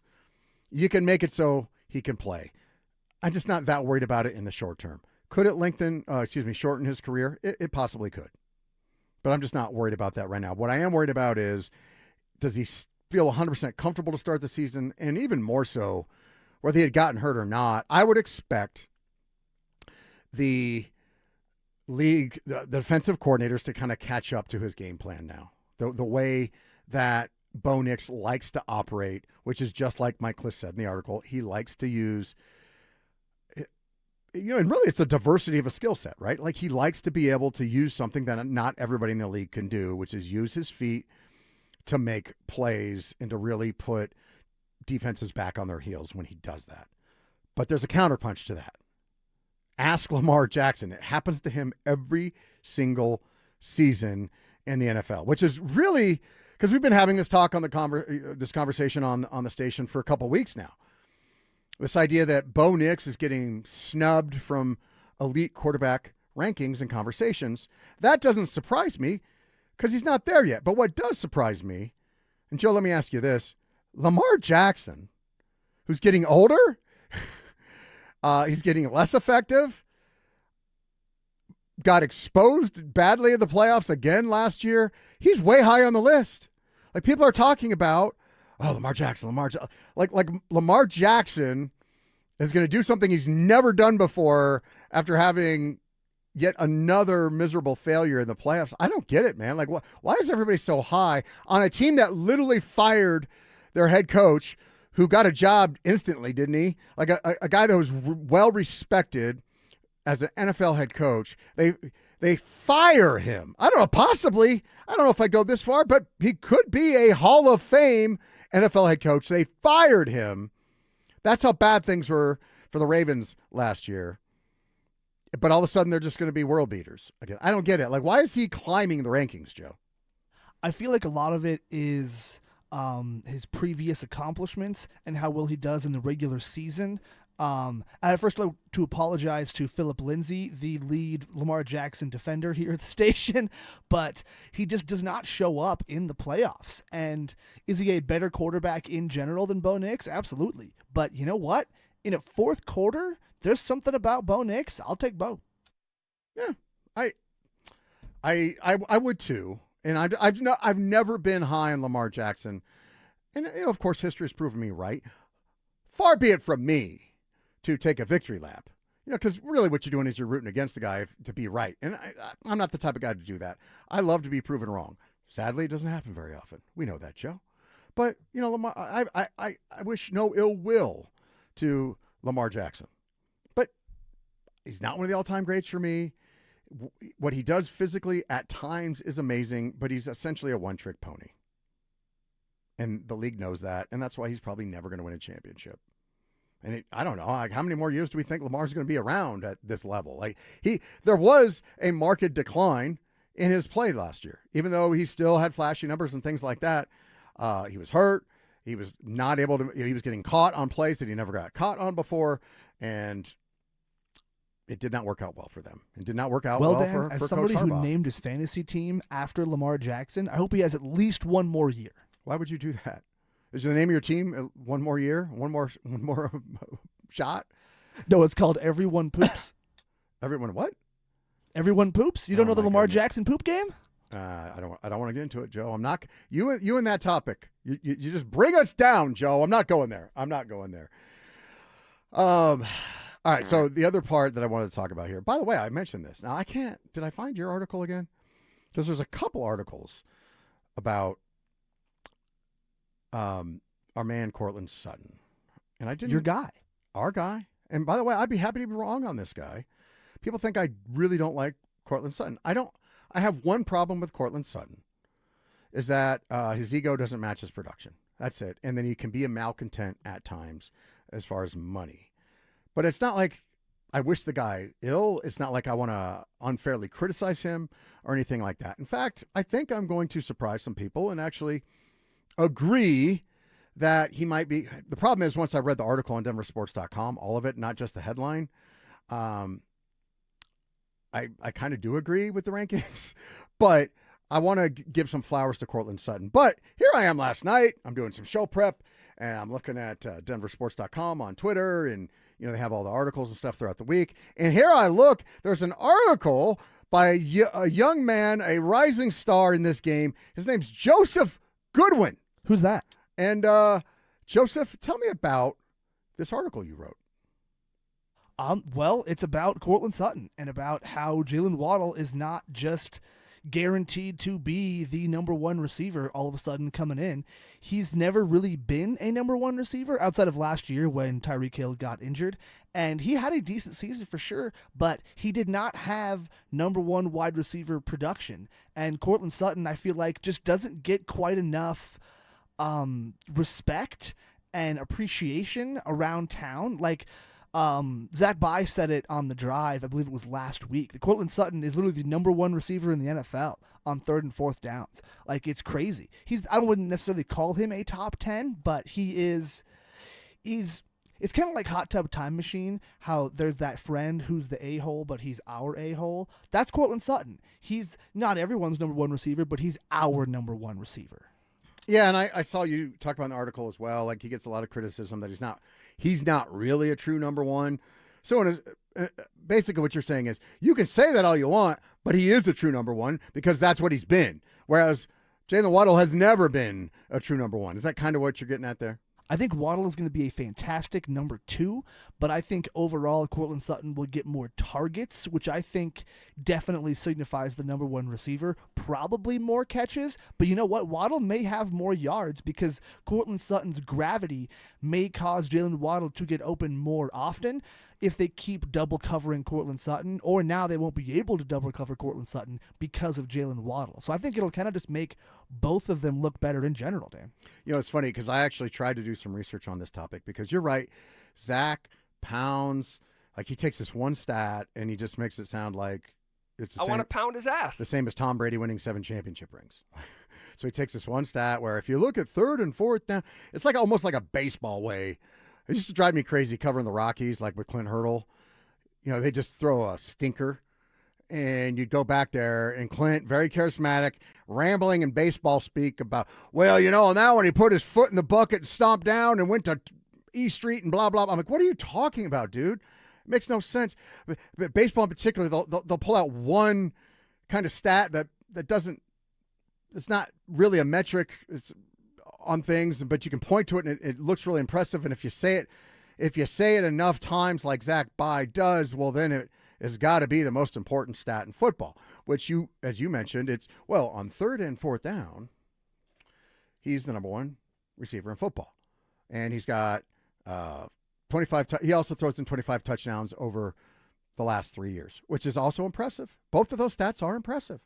Now, is the top, is 25 the tops of the list over the last 3 years? No. Is in the top 5? No. Has his touchdown production dropped 30% in those years? Yes, it has. But those are the stats that Zach Bye wants to keep pounding. So I went and I said, well, all right, because I seem to recall, Joe, that he is also, I believe, in the top 5 in drops. Him and, I think they're tied for number 4. Him and Evan Ingram tied for drops in the NFL. And so I said, well, I seem to remember, wasn't there in the AFC Championship game, I thought in the 4th quarter, either a 3rd or 4th down drop, which had they picked up the 1st down, would have put them in an excellent position. Instead, I think they just had to punt, or maybe they missed a field goal or whatever, and they lost the game.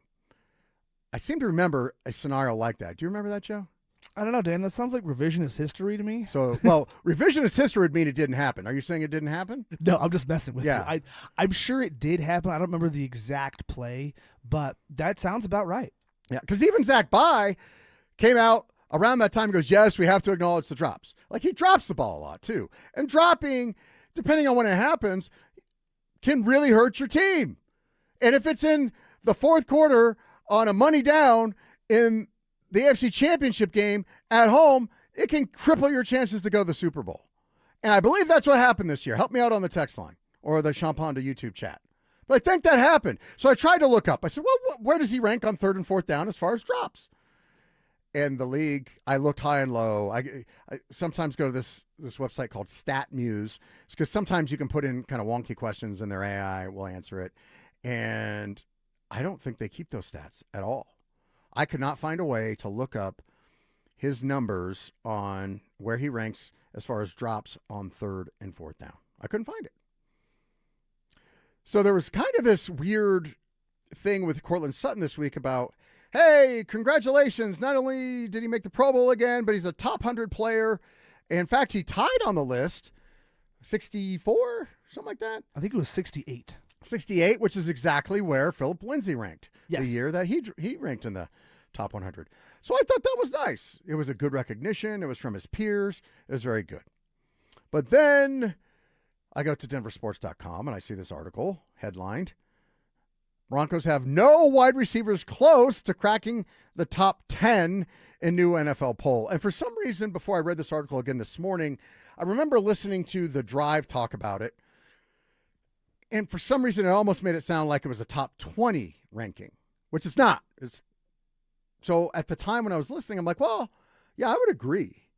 I'm as tough on Cortland Sutton as anybody because I just want our analysis to be grounded in reality. He's not a top 10 guy. I remember guys talking about him being a top 5 guy when he had a good half season. He's never been a top 5 receiver. He's never been a top 10 receiver. But I've looked at his numbers probably closer than anybody else has over the last few years. And the reality is he's probably a top 20 receiver. He's consistently in the top 15 to top 22 or 23 in all the major categories that matter.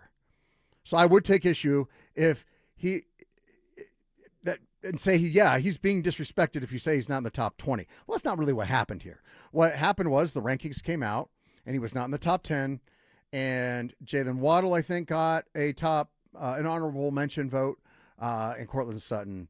And they mentioned 27 receivers total, and Waddle was mentioned somewhere in there. Sutton was not. Yeah, but that doesn't mean the people that were asking don't think that he's a top 20 receiver. That's just kind of the way this thing shook out. Yeah, you don't rank honorable mentions. Right. You don't rank honorable mentions. And the question wasn't, was he a top 20 receiver? The question wasn't, who are the top 20 receivers in the league? The question were, who are the top 10? He's clearly not a top 10 receiver. I don't think most people would argue that. So why would he be on the list at all? The fact that Jalen Waddle's on it just shows that some people, very few, but some of the people asked, think he might be in the conversation. That's all. And I think that's more of a potential thing than an actual bona fide, we think he's a top 10 receiver. Yeah. All right, so we'll talk about this more throughout the show. But, Joe, you texted me last night. You had something. I think you guys talked about it during the week. Kind of a fun little game we can play with Nikola Jokic and the Denver Nuggets. We'll get into that next. They're back. Our free limited edition Training Camp 2026 t-shirts. We currently have drops at various Santiago's Mexican restaurants across the metro area. Limit 1 per person while supplies last. For more details and to find the location nearest you, head to DenverSports.com/shirt. DeerTrailMeatCo.com. DeerTrailMeatCo.com. You know you love delicious meats. First off, you know you love the breakfast sausages, the breakfast meats. If you don't sleep on their pork either, ask them about the pork. They will put you on a special list for if you identify yourself as a Dan Jacobs Show listener, because the way it works with the pork is they only do it 4 times a year. They bring it in from a special pig farm in Kansas. It's delicious stuff. Some of the best pork chops I've ever had, breakfast meats I've ever had. It's so delicious. You want to get in on that, and you also want to get in on the beef raised right here on their family farm just outside of the Denver area. It's tremendous savings. Beef prices are crazy through the roof, but not at DeerTrailMeatCo.com. You could be saving as much as, 75-80% for steaks and ground beef and roasts and all that delicious beef that you want to buy, but you can't really afford to buy that often now because the grocery stores prices are ridiculous. They're going to deliver that to your front door. Tremendous savings. It's delicious. And if you don't like it, they'll give you your money back. What are you waiting for? Go to DeerTrailMeatCo.com. When disaster hits your home, it's game time. Water in the basement, fire damage, mold creeping in? Don't sit on the sidelines. Call Able. Able Restoration is your first-round draft pick for emergency response, mitigation, and full rebuild. We move fast, protect your property, and fight for you with insurance start to finish. This isn't practice. This is your home. And when it's time to step up and protect what matters most, bring Able to the table. Call 303-590-5600. That's 303-590-5600. Go Able. Bring Able to the table. That sound your grandkids make when they really want something. Let's see if I can do it. This is Jay Rickstrew for Alpine Bank, member FDIC, an equal housing lender. Please. That's how mine sound anyway, and this summer they're hoping for a pool. I don't know about that, but I do know this. New and exciting things can happen this season. Opportunities are all around us, like visiting local farmers markets and listening to outdoor concerts. Having friends over for a barbecue is fun. Ferris wheel rides and county fairs. However your family spends the summer, Alpine Bank hopes it's a fantastic one. We'll see you out and about.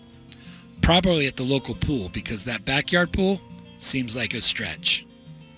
Alpine Bank, committed to Colorado and you.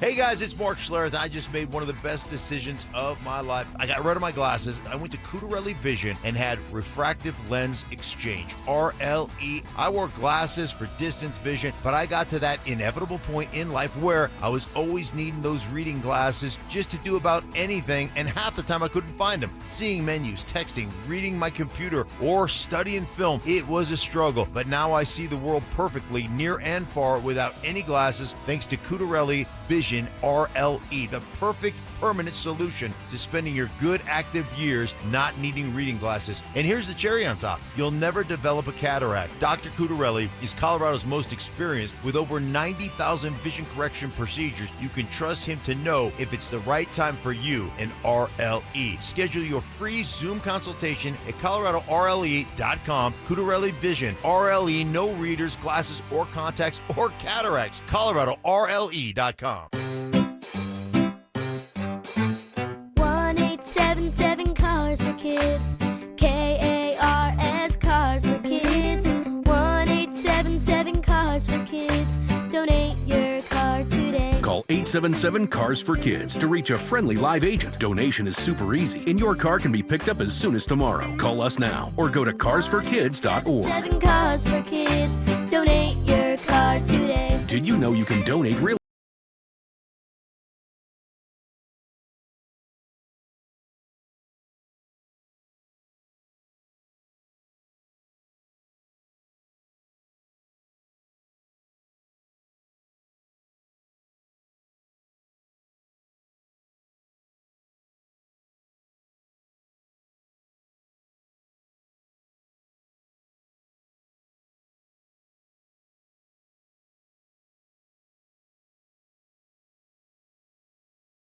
Be fun.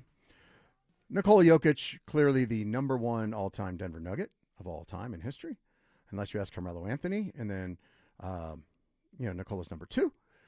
But so we said on the station, we said, well, let's put the best team we possibly could by surrounding him with former all-time Nuggets greats. Is that my understanding what we're going to do here? Yes, and I didn't actually listen to a lot of what people actually chose because it was Jake and Anilo in for Dover and Cecil, so I only caught bits and pieces. So I couldn't tell you what they picked if I tried. Okay, good. Well, I would kind of like to know, but I don't want to know right now because I want to keep it fresh for us. Well, then they should go listen to the podcast and check right. out the Dover and Cecil on DenverSports.com. There's so many options. You can go to DenverSports.com and listen to the podcast. You can go to YouTube and the Denver Sports 104.3 channel where you should be watching our show right now. You should be watching. You could subscribe to that channel and you can go back and watch that. All right, but listeners, I want you to get involved in this as well. I'll read some of your responses on air. We'll make you famous if you come up with something good. We'll either read your responses on the RamosLaw.com text line 303-713-1043 or the Champ Honda YouTube chat. So let's do this. I'm going to start. Joe, you and I will go back and forth. But ground rules here. I need to know the answer to this question. Can you change people's position? So, for example, could I make Chauncey Billups, can I just say, well, yes, he's traditionally a 2-point guard, right? Put him at the 4 if you want to, But bro. I could put Chauncey at the 4. No, I don't like that. It's got to be somewhat related. Well, no, don't actually do that. But, like, yeah, absolutely. From what I understand, the ground rules they used is you have to use their time with the Nuggets. Right. And you're the judge, Dan. If you want to overrule that, you're more than welcome to do so. Okay. But the only rule I know of is that you got to use their time with the Nuggets. So, yeah, if you just want to do 4 centers next to Jokic, you go for it, buddy. Yeah, no, okay, so you're right. I'm the judge. I'm going to make a ruling. They have to be at least true to their position, right? So you can use, they have to be a guard. Doesn't matter if they play point guard or shooting guard. They have to be a guard, or if they're a forward, they have to be a forward. A center you could put at power forward if you would like, right? Because those were kind of interchangeable at the time. Like, it was not an uncommon practice in NBA history. Like, if you had a true center, but you might have a power forward, give him minutes to spell him. So we can do that. Samson and Olajuwon. Yeah. So you got to be somewhere in their actual realm of where they played on the floor. For example, George Karl's famous for saying, I think it was Carmelo, they wanted Carmelo to play 4, but he said, no, I'm a 3. And they wanted Linus Kleza to play 3 and Carmelo to play 4. So they had to go to Linus and go, and I could have it reversed. I don't remember. But they went to Linus and said, listen, Carmelo's flat out refusing to say that he's playing power forward. So we're going to run the offense as if though he were the power forward, but you got to pretend you're playing power forward. Okay. And you're going to get the 3 play, or vice versa. So they had to assuage his ego. They had to lie to, Carmelo Anthony about where he was playing at the offense. But anyway, so you got to be somewhere to what you were playing. And also, yes, I agree with that. You can't say, well, Allen Iverson was one of the all-time great players, so I'll take, the prime Philly version of Allen Iverson and pretend that was what he was when he was with the Nuggets. No, you have to say, what was he with the Nuggets at the time, and that's how we're gonna do this. So my team can't just be Allen Iverson and Russell Westbrook and DeAndre Jordan? Would DeAndre Jordan be on your team anyway? I mean, DeAndre Jordan was crazy in his prime, yeah. Over who? I mean, he's a center, so you had to put him at the power forward position. But yeah, dude, Lob City Clippers? I mean, DeAndre Jordan catching lobs from Nikola? I don't know, That's man. Not a I don't know. I think your youth is showing here. DeAndre Jordan? Is he top 10 of all time? He has 20? the highest shooting percentage in the history of the league. Oh, Dan. well, and Cortland Sutton has the highest percentage of conversions on 3rd and 4th down. Ifs and buts or candies and nuts. Clearly a ticket to the Hall of Fame. Or in Zach's case, already lobbying for the Broncos Ring of Fame. Is Shedeur Sanders in the Broncos Ring of Fame yet? I think he should. I think he is. Yeah, he should be. But anyway, all right, so let's get this thing rolling. I'm going to go number 1, point guard. I can't get away from Chauncey Billups. I'm going with Chauncey. How about you? You go with old Chauncey. Old, got them to the Western Conference Finals, not that far from the NBA championship and MVP, Chauncey Billups, yes. All right. I don't hate that. Point guard is a weird position for the Nuggets because you can almost go with anybody. I had half a mind to just slowly pick the members of the 2023 championship team and see if you noticed. But I'm taking Jamal Murray. I'm taking Aaron Gordon. But I think I got to go with Fat Lever, Dan. I think my guy's going to be Lafayette Fat Lever. I think the triple doubles. I think his defense. I think as much as I love the idea of Joker and Jamal and then the other best players in the history of the team, I think I'm going with Fat. Well, now remember, Joe, you also have to take into consideration this team is being constructed to play to the strengths of Nikola Jokic. And so what you're essentially saying is, I would like the 1 or 2, and by the way, Fat just wasn't that great of a shooter. He had like that one-handed shot. He could shoot a little bit, but that was not the strength of his game. You're saying you'd rather have him play the 2-man game with Nikola as opposed to our man that we love, Jamal Murray? No, Dan, I did not say that. You did. I know, but I'm asking you, is that what you're saying by your comments? By selecting Michael Adams, isn't that in essence what you're saying? By selecting Michael Adams. You're right, Dan. My pick is Earl Boykins at the 1. Oh, what'd you say? Fat Lever. I'm sorry. You know what? They're the same guy to me. Fat Lever and Michael Adams are the same guy. That's ridiculous. Yeah. Fat Lever's jersey is in the rafters. Michael Adams was a fun player for sure. Like, we could also do the all role players edition of this and Yes. take, just nothing but Andre Miller and, who else? Oh, if you ask George Karl, it would be Andre Miller. To be honest with you, he still pumps him up. All right, so you want at the point guard, the kind of the focal point of the Jokic two-man game, you're sticking with your guns on Fat Lever. I'm going Fat Lever. I never said he's the focal point of the two-man game. Okay, all right. Well, so I will rotate to you because I went first with the point guards. Shooting guards, who would you select? In the Jamal Murray role, in the focal point of the two-man game, David Thompson. Okay. I thought you were going to go like that. You're going to mix it up and go, yeah, no, see, Dan, I'm being clever. I'm not going to take your bait. I still love the Murray-Jokic two-man game, but let's just put Jamal where he deserves to be anyway, which is at the number 2 guard. But you defied me, or you tricked me, you fooled me, and you actually went with the player that makes the most sense. Joke's on you, Dan. I picked the guy that scored, was it 73 points? Like, David Thompson was insane. Like, this is the man that inspired Michael Jordan. He has the jump shot. He's the Skywalker. Like, he is the guy that can do the Jokic-Murray two-man game probably better, and he also defends. Did he really? I didn't know that. I mean, better than Jamal. Okay, well, we're not saying much when we say that, but yes, yeah. And by the way, I went with the same thing. It's like he was basically, at least for one of those years, arguably the best player in the league. And obviously it was a short-lived tenure, but in our Fantasyland game, we're saying if we could pluck these people from history at their prime with the Nuggets, I would agree with you 100%. David Thompson going at the number 2 position. So, wow, I didn't think we'd have any agreements here, Dan. Yeah. Well, we do. We agree right there. So you're batting 50% so far in our exercise. I'm batting 100%. Now we get to number 3 on the list. And by the way, this was inspired because Carmelo Anthony was asked about the all-time Nuggets, right? And of course, he put himself on the list, as you would expect him to. Arguably, he's on the list. But it's hard when you are saying you got to put them at somewhat close to the position that they actually played. So number 3, very difficult for me because if you consider, I think it's Carmelo. Let me talk myself through this a little bit. It's probably Carmelo, but Alex English, who led the NBA in scoring in the 1980s, and I think for one entire season, it's pretty hard to not have him at that position. And he was the star player on a team that almost got to an NBA Finals and kind of the first heyday run. So I'm hesitant to put Alex English in there because if I put Alex English in there, I'm probably going to have to leave him, unless I have some magic at the number 4 spot, I'm probably going to be leaving Alex English off this team. You could put English at the 4. I know, that's what I'm saying. Maybe I'll surprise you and do that like you surprised me.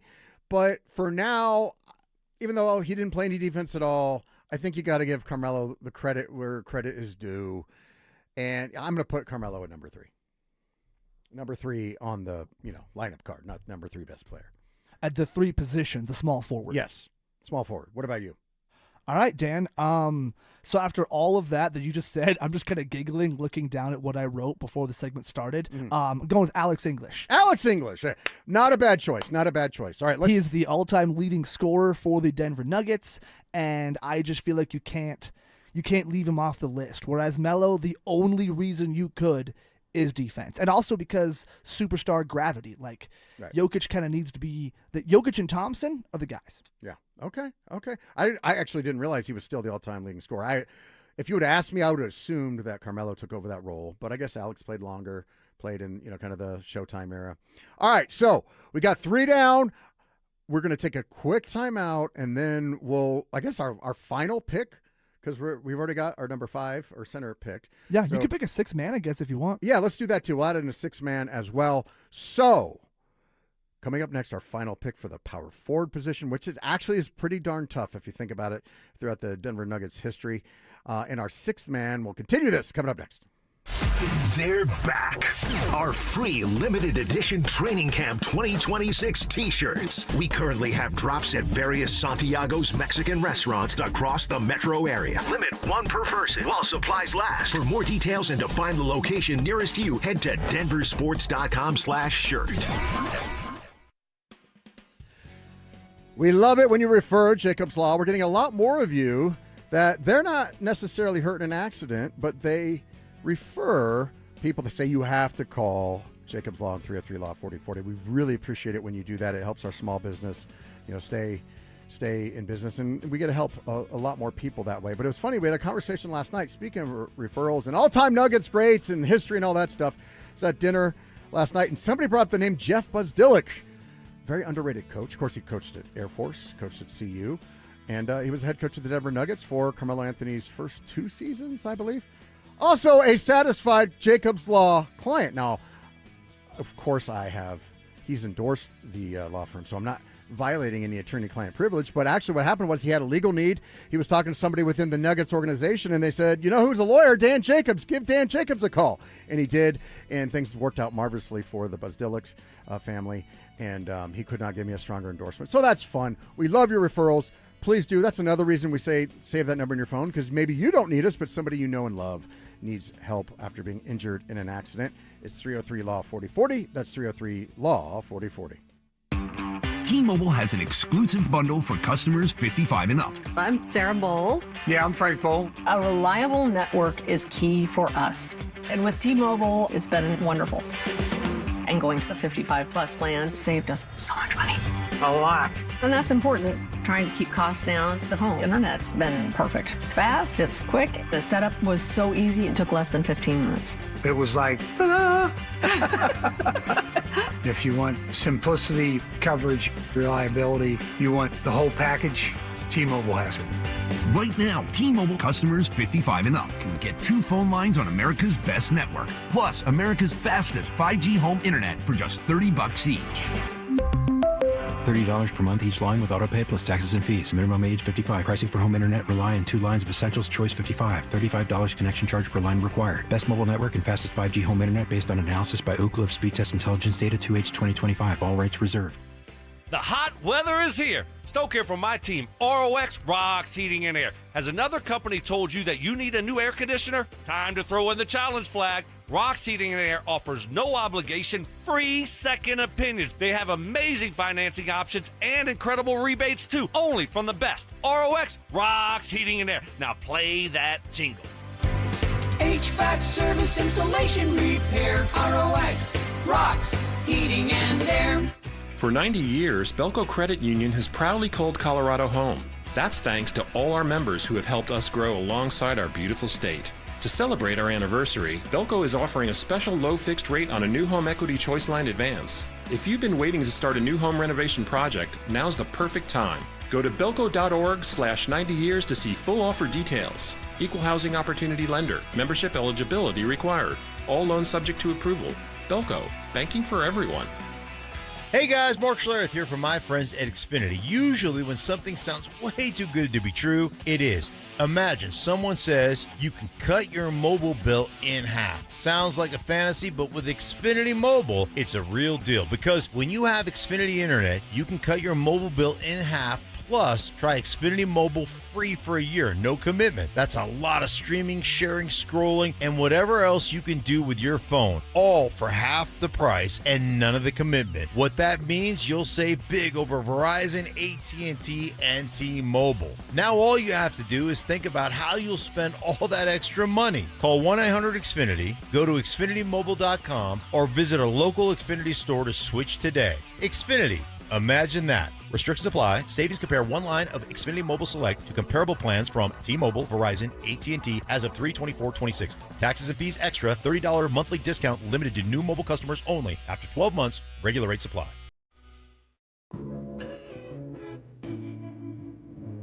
It's the Honorable Judge Dan Jacobs on Denver Sports, 104.3 The Fan.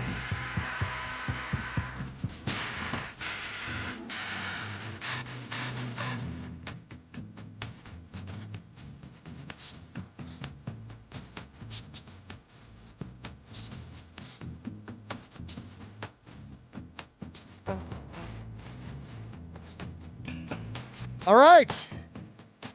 All right, let's finish out our list, and we'll see what you guys came up with on the Champ Honda YouTube chat line and the RamosLaw.com text line. All right, so number 4. It's your turn, right, Joe? I did the 3. I did the small forward, so it's your turn. You go first. To compliment Nikola Jokic, the best player in Nuggets history, to slot at the power forward position.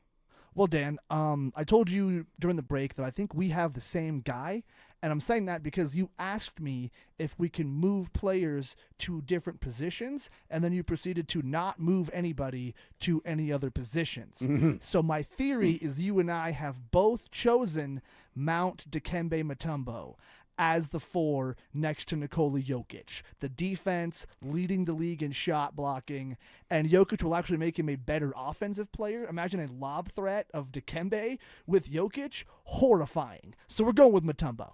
All right. I like it. I got to be honest with you. I didn't think of that. It might be hard to see it happening for 40 minutes a night or 30 minutes a night, but it's intriguing. It's creative. It's outside the box. I don't hate it. But that was not who I was thinking of. In fact, I don't even know. Well, I know why I didn't think of it because I wasn't thinking about centers. So, no, Mutombo never entered my mind. Which, by the way, I don't know if you remember this. We let him walk because we did not want to pay him, what was it, like $11 million a season? We just can't do that. We have to draw the line somewhere. It was so sad. Like I was telling you earlier, too, I was watching the 1994 upset against the Seattle Supersonics the other day on YouTube. And Dick Enberg is like, man, we're going to be talking about this young core for a long time. Yeah. They are building a juggernaut. And then they let Mutombo walk. They trade away Mahmoud for nothing. And the rest is history, Dan. Yeah, I was talking about this on the show recently. I'm not certain, but I kind of am leaning towards, for me, as a Nuggets fan, as a longtime Nuggets fan, that run was so special, that upset of the Sonics, and then it continued. They came really darn close to beating Stockton Malone in the next round as well. They're one of those teams that went down 3-0 and had a chance to actually win the series. Yeah, it was so magical. I mean, that was probably the height of my Nugget fandom. I have a hard time saying that moment or that stretch was not more magical for me than the actual championship, 3-4 years ago. And it's special, and it never happened before, and I don't take anything away from it. I'm just saying, for me as a fan, I think Mutombo on the ground, holding up the ball, and just, they were so fun to watch, the way they just kind of put in Robert Pack and changed the offense, and just, it was just so fun and magical. To me, that's probably a better memory. So I'm actually going with, now it's tough because Antonio McDyess at the 4 position was a franchise featured player, a really good player. Dude, Jokic throwing lobs to McDyess, I like it. Yeah. I mean, that's nice. And then you have to consider, okay, well, we're going to have a list where we leave Dan Issel off. He's just not on there. Well, maybe. Are we going to leave Alex English off? He's just not on there. Kenyon really is not in the conversation for me, but those two guys definitely are. And the thing is, Alex did play some power forward, and so I don't feel guilty by doing that. So I'm going with Alex English. So my 4 is Chauncey. I forgot who I picked number 2. I forgot who I picked of the 2 guys. We both picked David Thompson. David Thompson, that's right. Chauncey, David Thompson, Carmelo Anthony, Alex English, and Nikola Jokic. I don't think anybody's stopping us with that lineup. I like it. That's really tough. You know what? Except for the team of Fat Lever, also David Thompson, Alex English, Dikembe Mutombo, and Jokic. Also, did you take some time in the break to think of a 6th man? Yes, and for me, it's actually tough because that team we were just talking about that upset the Sonics, I don't think Brian Williams Bison Daly, I think he was a backup. Yeah, he came in off the bench when Mutombo had 3 fouls in the first half. Again, I watched this game recently. Brian Williams came in and had almost a double-double in the first half, I want to say. He definitely had 10 rebounds. He played really well off the bench. So he certainly would be an awesome candidate. Are you picking from bench guys, or are you just going to pick another guy to be your No, I'm sixth picking man? six man. If there's going to be a six man, it's going to be a six man. I'm not just going to throw all right, Dan I'm gonna change the Issel pick in then. there. So I'm picking a true six man, and for me, it's going to be Robert Pack, who was in that run, just phenomenal. Kind of came out of nowhere. And by the way, I love me some Chris Jackson or Mahmoud Abdul-Rauf. I just loved. He was an undersized guy, and when he was hot, shooting the ball was just unbelievable. He's just a joy to watch. Unfortunately, he wasn't that consistent, and then of course his career kind of flamed out with the Anthem debacle. But I love Chris Jackson, but Robert Pack came in and he led that team. So I don't think I'm missing. We've had some good six men. Rodney Rogers kind of was in there for a little bit. Rest in peace. I'm going with Robert Pack, but I'm excited to see what you come up with because I know I'm missing somebody that should at least be in the conversation. I like that. I almost just the comedian in me wants to go with like Danny Shays, the guy that got put into a headlock by Kareem. Yeah. I love Bill Hanslick, more so the idea. Scott Hastings, like, come on, it's got to be Scotty, right? But I think I'm going to go with actual sixth man of the year winner, 3-point shooting extraordinaire, Mike Miller. Mike Miller? Oh, actually, you know what? No, I'm changing it. Birdman. It's Birdman. It's Chris Birdman. Anderson. Birdman. 1,000%. Okay. Mike Miller was awesome. He was one of the better players from the 2000 draft, which is the worst draft in NBA history. He was a really fun. He won multiple Six Man of the Year awards, but I think only one with the Nuggets. He did win one with the Nuggets, huh? You didn't even register with me. I know who you're talking about. Good player, but I don't realize he had that much success here. And then now that I said that, I immediately am changing my pick to Chris Anderson, Birdman, because Birdman was so much fun. Like, he was the bench guy they would bring in to guard Kobe in the Western Conference Finals. Like, Chris Anderson is one of my favorite role players. I want to say Earl Boykins. I'd love to go with Michael Adams, like you said. My favorite text so far was suggesting Bol. Yeah, right. I looked him up the other day. It's got to be Birdman. I did look up Bol the other day because I was just wondering, like, whatever happened to that guy? All right, I'll give you my quick Birdman story. I don't think this is unfair to him. It was kind of behind the scenes, but so the way Birdman started here was he kept coming in on those he was playing in what we now call, I guess, the G League, and he would get called up, he'd get 10-day contracts, and eventually came up, he played so well, he just got paid out the rest of the season. And it was like, I don't remember exactly, but let's say it was $250,000. And so we're hanging out, and we're kind of asking him behind the scenes, just chill, no big deal. And somebody says, well, hey, man, what are you doing with all that money? He goes, what money? He's like, well, you got, that contract, you finished out the season, you had like, 250 G's. And he goes, oh, that's all gone. They go, gone? How? You just got it. Oh, I got myself a truck, got myself a nice sound system. And it was all frivolous. Like, if you gave a teenager $250,000, what would they buy type stuff? Which is, he was on his way coming up. He never knew if he was going to get another contract again. And it was just funny. It was just like talking to my teenage kids. Just, it's all gone. $250,000, gone. Well, a couple of years ago, while working at Starbucks, Birdman came into my Starbucks and was pretty cool. Ordered a chai with espresso and was a chill guy. Did he tip? Yeah. He did tip. All right. Oh, yeah. Yeah, he was a cool dude. I gave him an extra couple things. It was one of those where it's like I was pretty sure, but I wasn't 100% because he was still rocking the full beard from his Miami Heat days when he won the championship. Yeah, yeah. So it was pretty cool to see. Yeah. Cool. All right, so that was our did you wait, you gave her, who was your sixth man again? Oh, Mike Miller. Okay. Birdman. So you heard our rosters. So I'm going to take a peek at what you guys came up with, see if anybody out there deserves to be made famous, and then we'll talk about that. And then also, is it fair to crush the Nuggets for being patient? Get to that coming up next. 4 straight 50-win seasons. A quiet offseason that's drawing bottom-of-the-league grades, and yet Vegas still has the Nuggets over-under at 49.5 wins. So, is Jokic enough to keep Denver in the conversation while the rest of the West gets better? Denver Sports 104.3. The Fan. DeerTrailMeatCo.com, DeerTrailMeatCo.com. Tomorrow's Sunday. One of the things I like to do if I have time and I don't sleep in is I like to cook up some delicious breakfast meats because it gets the house smelling so good. It gets the family feeling good, and we're all in a better mood. We have a good start to our day with some good protein, good tasting protein. and we're off and running. And it's so much easier when we have those delicious breakfast meats delivered to our front door from DeerTrailMeatCo.com. You don't have to run to the store. You don't have to pre-plan. You just have to, make sure that it's all thought out and it's good to go. Delicious breakfast meats. And then on the beef side of the equation, delicious steaks and roasts, and some people like making jerky. And by the way, don't forget Fido. Travis Valine, the owner of DeerTrailMeatCo.com, texted me last week. Is like, you know what? We're getting a lot of requests for. A lot of times, if we know you have a dog, we'll throw in some liver treats and some bones. And the dogs absolutely love them, and they ask for seconds and repeats. So we'll take care of your pup, too. It's DeerTrailMeatCo.com, DeerTrailMeatCo.com.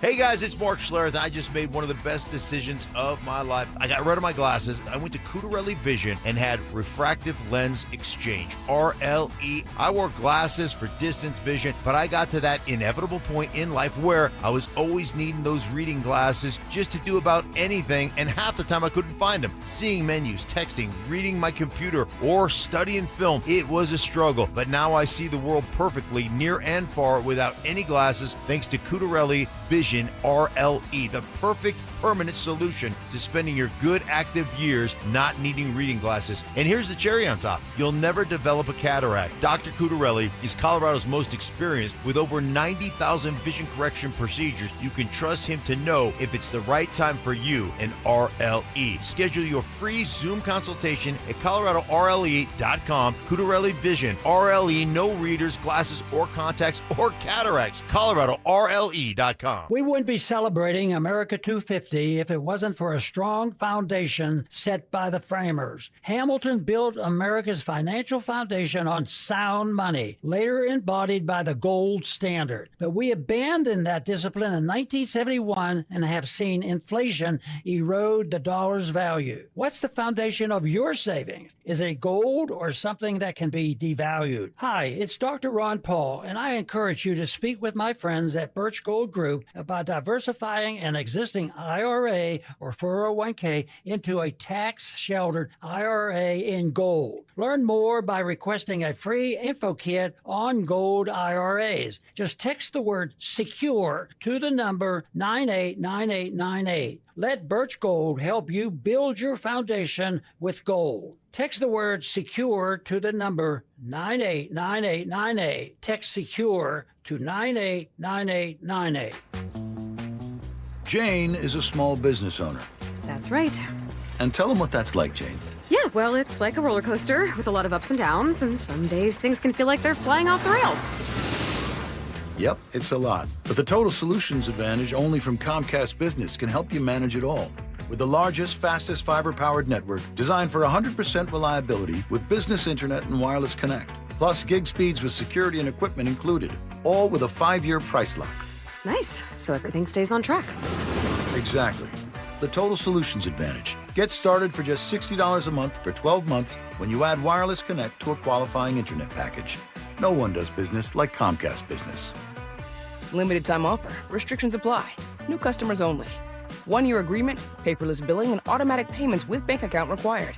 $60 offer requires 300 meg internet, security edge, and additional qualifying service. Equipment, taxes, and fees extra. Joint pain is awful when you're the person who is fighting through it, but I'm betting you aren't the only ones affected. Maybe you love someone who struggles with joint pain. You see it. You see what they don't say, what they've slowly stopped doing. It's July. The days are long. The light hangs around. Time to be outside, moving, playing, living, and you're sitting it out. Hey, it's Mike Evans. Let's talk about getting that life back, because at QC Kinetics, that's what's happening every day. People who are stuck in that cycle of pain in their hips, knees, shoulders, and back, they're finally stepping out of it with regenerative treatments done right in their office. No surgery, long recovery, or putting life on hold. Just real relief. The inflammation eases and the pain lets go. We hear it all the time, not just from patients, but from the people around them. He's back. She's herself again. So if this sounds like you or someone you love, go find out what's possible. QC Kinetics offers a free consultation to see if you're a candidate. Call 303-900-8986, 303-900-8986, with locations in Aurora, Superior, Highlands Ranch, and The Springs. It's QC Kinetics. KKFN and KKFN HD1 Longmont, Denver. You're listening to Denver Sports 104.3, The Fan.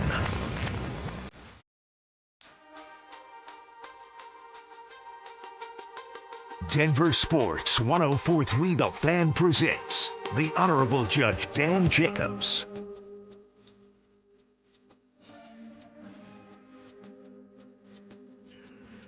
All right. Final hour for today. Of course, we have the Easy Like Sunday morning edition of the Dan Jacobs Show coming at you tomorrow. Oh, man. Boy, did I make a mistake. I took off my hat. If you're watching on YouTube, I took off my hat during the break, and the hair ain't pretty. So we've rectified that situation. All right. We gave our teams. Now I'm going to throw a wrench at you also, Joe. We're going to do one more. Coach. Who would you have coaching that team? And we're going Nuggets coaches, I assume? Got to be a Nuggets coach, right? So you have Doug Moe. Can I go with the ABA Rockets coach? This is Larry Brown, right? It's Larry Brown, yeah. I was going to say Larry Brown, Doug Moe, Bill Hanslick, Dan Issel. Was it Brian Shaw that did it for a little? Yeah, Brian Shaw. Brian Shaw. Everyone's first choice, obviously. Brian David Shaw. Adelman or Mike Malone, the winningest coach and James Marilatt favorite in Nuggets history. Who would you go with, Joe?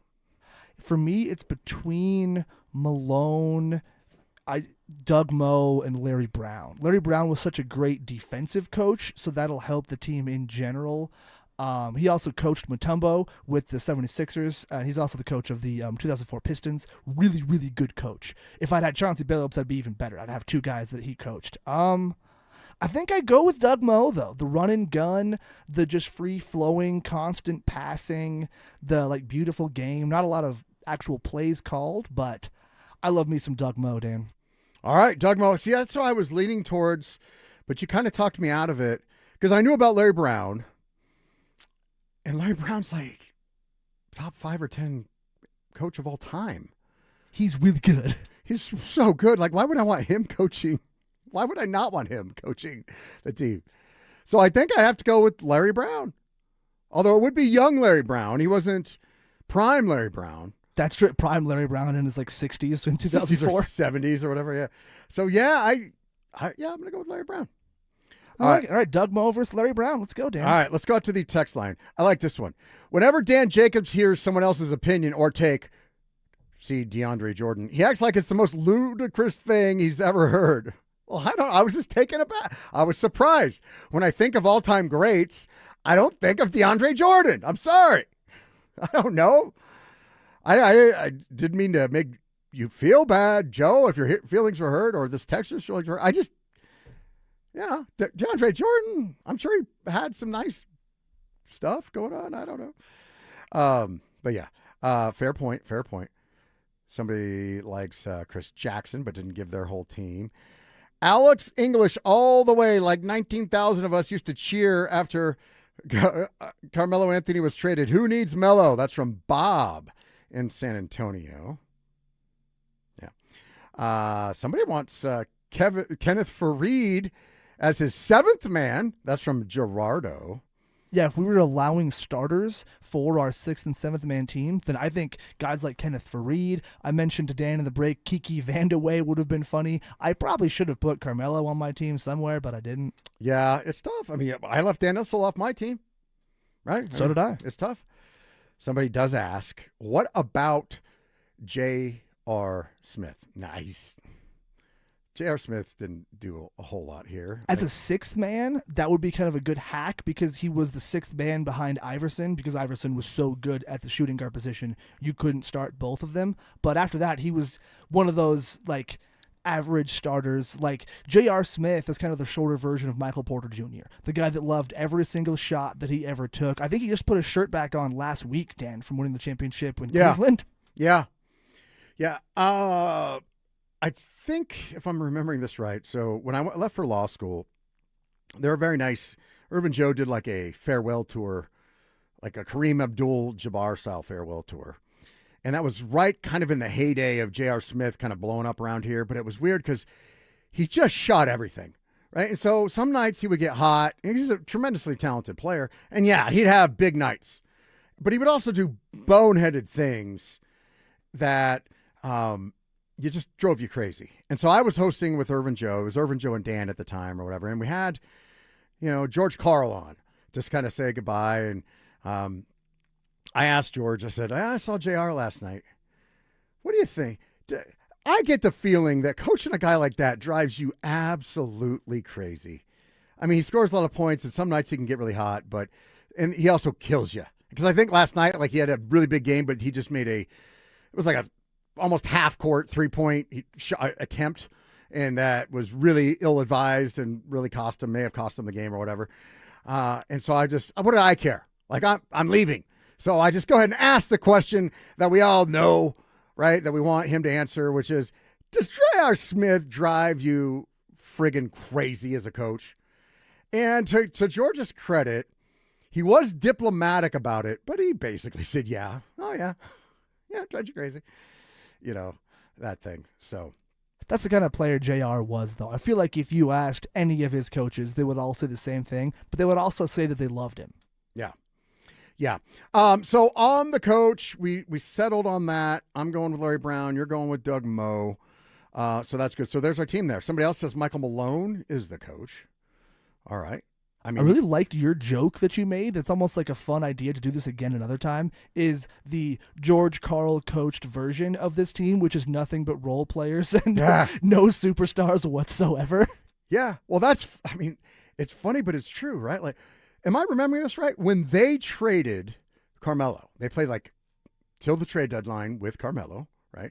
And then they traded him away, and they got Danilo Gallinari, and I don't even remember who else, like Timothy Mozgov. I don't remember who it was, right? But didn't they go on? Weren't they a better team, at least in the regular season? And didn't they? I want to say they won like 54 games or something, which is like a team record. They won a lot of games, and then they lost in the first round again, and George Karl was fired. He was, I believe, the first coach to ever win Coach of the Year and be fired in the same season in the NBA. Right. So I am remembering that correctly. And that might have been the next year that, like, the team, they might have needed another year to really gel. They brought in Andre Iguodala and that whole squad. So maybe it was a year afterwards. But, like, right afterwards, yeah, they were probably a better overall team. But also without Chauncey to hold them all together, I don't think they were, quite as good. Like Ty Lawson, I don't think was the guy quite yet. Yeah. Well, it's interesting. I love George. He won a lot of games. On one hand, you want to say, man, he blew it. He blew it with the Sonics. He should have had a title or two with the Sonics. He blew it, right? But ironically, I think that's the only place where he ever got along with his star players. No, he did not. He didn't? No, Kemp and Payton did not. The whole team didn't get along. There's a quote from George Karl in '94 and during that game I was watching, talking about, we're never going to be a happy camp, but we can be a competitive camp, because the guys hated each other. Really? I did not know that. I thought I had seen, and maybe this is, I'm certain it's after the fact, if it's true. I thought Gary Payton was maybe talking nice about George Karl. But anyway, he just had this, you want to say he didn't get a fair shake, and, he had Boogie Cousins as a star player, and, all these guys hated him.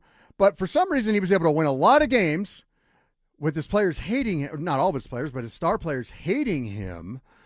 But then, it's like, well, you can't make that excuse everywhere you go, right? Like you alienated Ray Allen, who I don't know personally, but he seems like one of the less egotistical guys in the league, right? He seems like a rather, at least friendly, cordial, polite guy. But if you're alienating him, I don't know. Like, at some point, it's you. It's a you problem, not an everybody else problem. But exactly, he had problems in Cleveland. I believe it was with World Be Free. He had problems with Ray Allen. He had problems with Gary Payton. He had problems with Carmelo. Eventually, there's one common denominator here. Kenyon had a big time problem with Kenyon Martin. It was crazy. Oh yeah, he would do that to a lot of guys, where he would just kind of bench starters for no reason, just to kind of like prove a point or whatever. And like, oh man, did that rub Kenyon Martin the wrong way for years. Yeah. It's funny because he tried to reach out, kind of a lot of these guys, like for example, Jake Plummer and Mike Shanahan, right? They've kind of made nice now. After it's all said and done, you're out of the heat and battle. You guys are far removed from, power positions, and you've had some time to self-reflect. They made up, right? I think Vic Lombardi did a nice TV piece on it. George Karl's trying to kind of do that with Carmelo, and particularly Kmart hates his guts, like wants to fight him, like wants to beat him up. Like I don't think Kmart cares that, George Karl's almost 80 now. Like he's like, if I see him, I'll destroy him. Yeah, Kenyon told a story of almost fighting Coach Karl while he was the head coach. Oh, that happened. Yeah, that was in a playoff game. Kiki Vandeweghe's the GM. Kenyon Martin in the locker room at halftime tries to attack, has to be stopped from attacking George Karl. And George Karl's thinking, like, that's auto term. Like, you're done here. And Kiki Vandeweghe, who's the GM at the time, goes, well, he seems pretty fired up. Maybe you should start him in the second half, and that'll give us a spark. And George Karl's like, are you out of your mind? He put his hands on me, or he tried to. Like, it's crazy. They were so talented, but also so dysfunctional during that time. And you think about it, they had Marcus Camby, who was the number one pick. They had Kenyon Martin, who I never really cared for.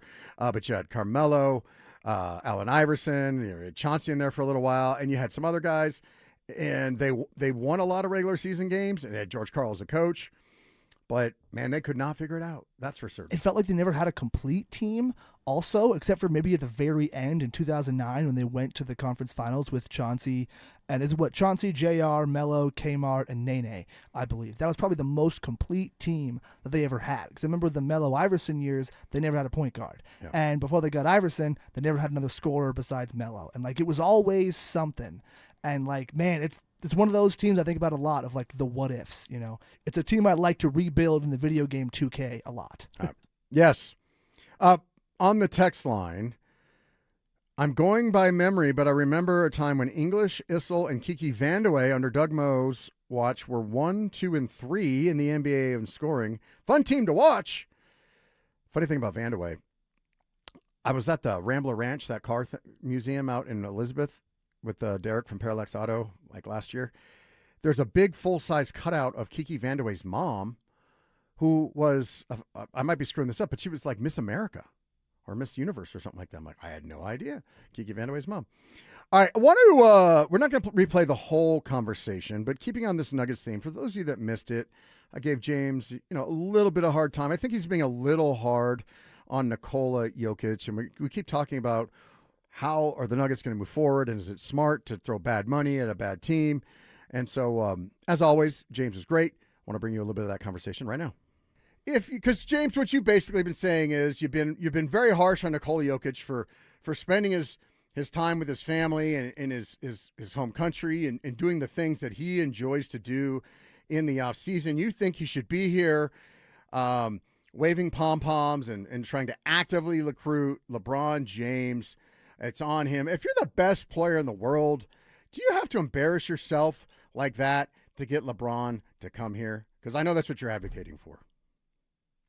Sing yourself. I mean, Steph Curry is one of the 10 best players of all time, and he's on podcasts campaigning for LeBron to join the Warriors. So I did mention that, yeah. If it's good enough for Steph, I don't know why it's not good enough for Jokic. And, the fact that, look, I don't begrudge the fact that he's enjoying his off season and he's spending time with his family and his friends and he's back in Serbia. That's fine. That's not fine, James. You kill him on it every chance you get. No, and nobody's nobody's a bigger James Merilatt fan than me. Okay, but every time I turn around, you're killing him for doing the exact same thing. And it's like you saying, with all due respect, Nikola can enjoy himself, but he can't because he needs to be here working year round to do the Nuggets front office job for them. I'll explain it again, even though I've done it umpteen times. I will explain it again. It's no different than the Rockies when they used to get swept in L.A. by the Dodgers, and then they're getting on the plane to fly to San Francisco to play the Giants, and their social media people are posting photos of their menu. And, hey, are we going to have chicken cordon bleu or filet mignon? It's like, just come on. I mean, it's just a bad look. Have a little sense. That's not the time or place. That doesn't mean I don't think they should eat on the plane. It just means that I think it's ill-timed. And I think when you get bounced in the first round, you lose in 6 games to basically a G League team at the end. I don't think it's cute that you're off doing barrel rolls off of whitewater rafts and that you're rooting on your horses and that you're, doing a bar crawl in Serbia. Like, I just don't find it amusing. It's fine if you go do it. I just don't want to know about it. And the other thing is, come back next season with something improved in your game. Just one thing. Just one thing, like Wemby does every year. And like other great stars have done over the course of time, as opposed to coming back and not having improved your game at all. But you can't be critical about Nikola Jokic for anything, right? Like, he has said now he's not going to sign it this year. He's going to wait till next year so he can get an extra year and even more money. Meanwhile, Wemby is signing for less money. So can we be critical of Jokic for not putting his team first and being all about money? Or that's off limits too? I'm just trying to figure out what the rules are for the guy. Like, is zero criticism allowed? Well, let me ask you, is that a bad thing for him to want to make the most money? I mean, is he the only guy in the league doing that? At this point, Dan, by the time if he waits till next year and signs a deal, he's going to have earned $600 million from the Nuggets. Okay. Look, it's his money. He's put himself in this position. He's entitled to it. But it clearly says it's winning. Money's more important than winning, because he could take less money and let the Nuggets sign a player or two in order to make the team better, because $500 million over his career is going to make things difficult for him versus $600 million. Like, at some point, it does tell us where his priorities are. Tom Brady's priorities, and Tom Brady made a ton of money. He did. But he could have made more, but his priority was winning over money. John Elway made a ton of money. He could have made more. His priority was winning over money. And John Elway was willing to get on a motorcycle ride to Sturgis, South Dakota, and recruit Gary Zimmerman out of retirement. He wasn't, going up to the Arkansas River doing barrel rolls off of a whitewater raft. So I just have expectations for stars and for guys that, earn $500 million, that, hey, they should try to be the best player they can be, try to put the best team on the court that they can, and do everything they can to win. It's like Von Miller, 8 years into his career. It wasn't cute anymore that he wasn't a leader. It was funny when he was 23 and they had Peyton Manning and DeMarcus Ware and that other guys. But once you get to the point where you're the face of the team, you're the star, you're the guy making all the money, the expectations of your role change, and you can't just be a kid anymore. That's my outlook on it. If other people want to give them a free pass, they're entitled to that opinion. Okay. All right. And you think the Nuggets have demonstrated that they spend, because there's this notion now, we just got to throw money at the problem. We just got to chase good money, bad money with more bad money. So that's the prevailing opinion now. I think you're in the same boat. Yep, throw bad money at it. So Nikola Jokic should take less money, and we'll run it back with this team that just got, by the way, I love the way you put it, because I think it's absolutely true. This team is worth an extra $250 million, this team that got beat by a G League team in the first round of the playoffs.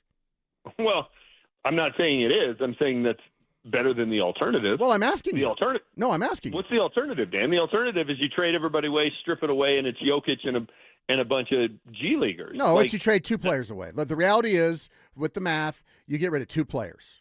That's it. Not everybody, right? Cam Johnson and Peyton Watson? It's either Jamal. I mean, Cam Johnson's gone. Just, I'm telling you now, take it to the bank. Before the trade deadline, we will no longer see Cam Johnson. And by the way, good riddance. Good riddance. Cam Johnson's gone and they sign and trade Peyton Watson. Let's just play that hypothetical. Okay. Well, I mean, he did have a really good 40 games. I mean, Peyton Watson, I don't know how we'll ever survive without it in 4 years, 3 years. Jokic. So you're saying, what are they going to do with Jokic, Murray, AG, and Christian Brown? That's basically what they've got left at that point. Yeah, they won more games basically with just those guys 2 years ago, as you like to point out, when you're second guessing the MPJ trade. They won more games with those guys than they did with the guys we're talking about subtracting this year. Well, with MPJ, he's not here. Like, that's a pretty big loss. MPJ was benched. MPJ, let's not do revisionist history. MPJ was benched during the finals run, and we would get down to the end of games. He would sit on the bench. It was embarrassing. He's getting, and by the way, he showed nothing but class, because who was it? Lisa Salters, whoever, for whatever reason, they just won the title, and we interview Stan Kroenke, who gets booed in his own gym while the confetti's flying, and then Michael Porter Jr., because apparently she didn't watch the games and watched that he was humiliated by being benched at the end of those games, and Michael Porter Jr. actually was very gracious about it, but he was benched. He wasn't the key player. He had some moments in the Lakers series. Michael Porter Jr. was not a key player in the stretch runs with the Nuggets. I'm not debating that. But 2 years ago, when they won a lot of games with essentially the same group I just outlined, you have to add MPJ to that group. Sure. And they don't have him. Well, they got Christian Brown now. He's a star. Okay. All right. I mean, that's a bad basketball team, but they'll avoid paying repeater taxes and avoid being on aprons and all the rest of it. And, Nikola Jokic can get his full max deal and all. Okay. I mean, it depends on what you want. What you want is for the Cronkies to turn a profit, even when they've, put themselves in a position where they have to buy their way out of mistakes if they continue to want to be a contender during Nikola Jokic's prime. You don't want them to have to do that. Okay, that's fine. I don't think owner should have to lose money year after year after year, but I think when they're in a position to compete for a title, and when you have the best player in the world, you're in that position, you should put the best team on the floor around them that you possibly can. Money be damned. So if you want to let them not do that, that's fine. But if that's what the basketball team is, just be prepared for Nikola Jokic to walk away next summer. He ain't re-signing if that's the team, and he shouldn't. All right, James, I wish I had more time with you. We'll have to do it. I'm going to be gone. I got the big acting gig in Las Vegas next weekend, so I'll be gone for a couple weeks. But when I get back. You're acting like you're filming your movie next weekend? Yeah, Dean Cain. Remember Dean Cain from Superman? Yeah, Superman. Yeah. I've got a small role in his next production. It's pretty cool. I mean, my wife, her celebrity crush is Dean Cain, and so she's going to get to meet her, childhood crush, and we're going to awesome. Have dinner with them and all that stuff. And then I'm going to be. I don't know if I'm too old, James, but I'm going to be cadet number 5 in the movie. I can't wait to see this performance. Can't wait to hear the stories. And one of these Saturdays, Dan, I'm going to come down and join you for an extended period of time. That would be fun. Don't you threaten me. All right? Actually, you know what's funny? Station management asked for that, and I said, I can't ask James to do that. It's his day off. He would never do that. So if you come do that, I would love it. It's an easy drive on a Saturday, Dan. We'll make it happen. Well, except for when you go through the new Broncos construction site, Yeah, exactly. That's a guarantee there's traffic there right now, but that's okay. That's a permanent thing. All right, James, love it. Thank you so much for your effort. Thanks for playing hurt. We'll talk to you again in a few weeks. All right, take care, Dan. All right, you want to react to James Marilat? Your chance coming up next. They're back. Our free limited edition Training Camp 2026 t-shirts. We currently have drops at various Santiago's Mexican restaurants across the metro area. Limit 1 per person while supplies last. For more details and to find the location nearest you, head to DenverSports.com/shirt. We all hear the radio ads about the IRS. They tell you to be afraid, to be scared, and they try to frighten you into calling. I'm not here to do that. Tax Relief Advocates is different. TRA is here to tell you that if you owe money to the IRS, whether it's $5,000, $50,000, or $500,000, we have a solution. It doesn't matter if you're sitting in your car, at work, or with your kids. No matter where you are, call now. 800-575-8157. Don't lose hope. TRA can eliminate or reduce what you owe to the IRS. Generous programs are now available that can give you a fresh start. Our passion is taxes and helping individuals fix their IRS problems. We have over 1,000 5-star reviews on Google and an A+ with the Better Business Bureau. You don't need to be afraid of the IRS any longer. End your tax nightmare today by visiting us online at TRA.com or call 800-575-8157. That's 800-575-8157. Tax Relief Advocates. Real solutions for real people. Welcome to Whatever Bank. How may I barely help you today? Hi, is there an option to open a checking account with no monthly fees? 0 monthly fees? Oof, I'm afraid not. Just think of the fee as a subscription to your own money. You don't have to bank like that. Make the switch to Key Bank to open a Key Smart checking account with no monthly maintenance fees. Ooh, I like that. Learn more at key.com/keysmartchecking. Key Bank opens doors. Key Bank, member FDIC. We all hear the radio ads about the IRS. They tell you to be afraid, to be scared, and they try to frighten you into calling. I'm not here to do that. Tax Relief Advocates is different. TRA is here to tell you that if you owe money to the IRS, whether it's $5,000, $50,000, or $500,000, we have a solution. It doesn't matter if you're sitting in your car, at work, or with your kids. No matter where you are, call now. 800-575-8157. Don't lose hope. TRA can eliminate or reduce what you owe to the IRS. Generous programs are now available that can give you a fresh start. Our passion is taxes and helping individuals fix their IRS problems. We have over 1,000 5-star reviews on Google and an A+ with the Better Business Bureau. You don't need to be afraid of the IRS any longer. End your tax nightmare today by visiting us online at TRA.com or call 800-575-8157. That's 800-575-8157.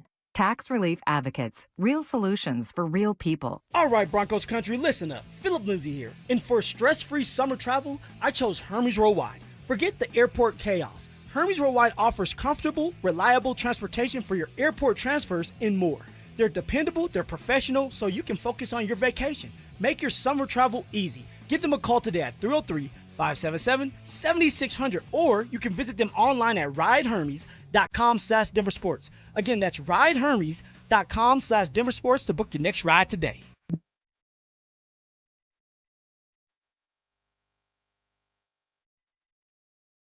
You're listening to the Honorable Judge Dan Jacobs on Denver Sports, 104.3 The Fan.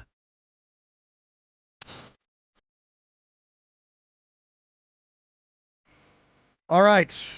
Get out to the text line and the Sean Honda YouTube chat, and then we teased this earlier in the show, and I want to pay off the tease because I think it's quite interesting.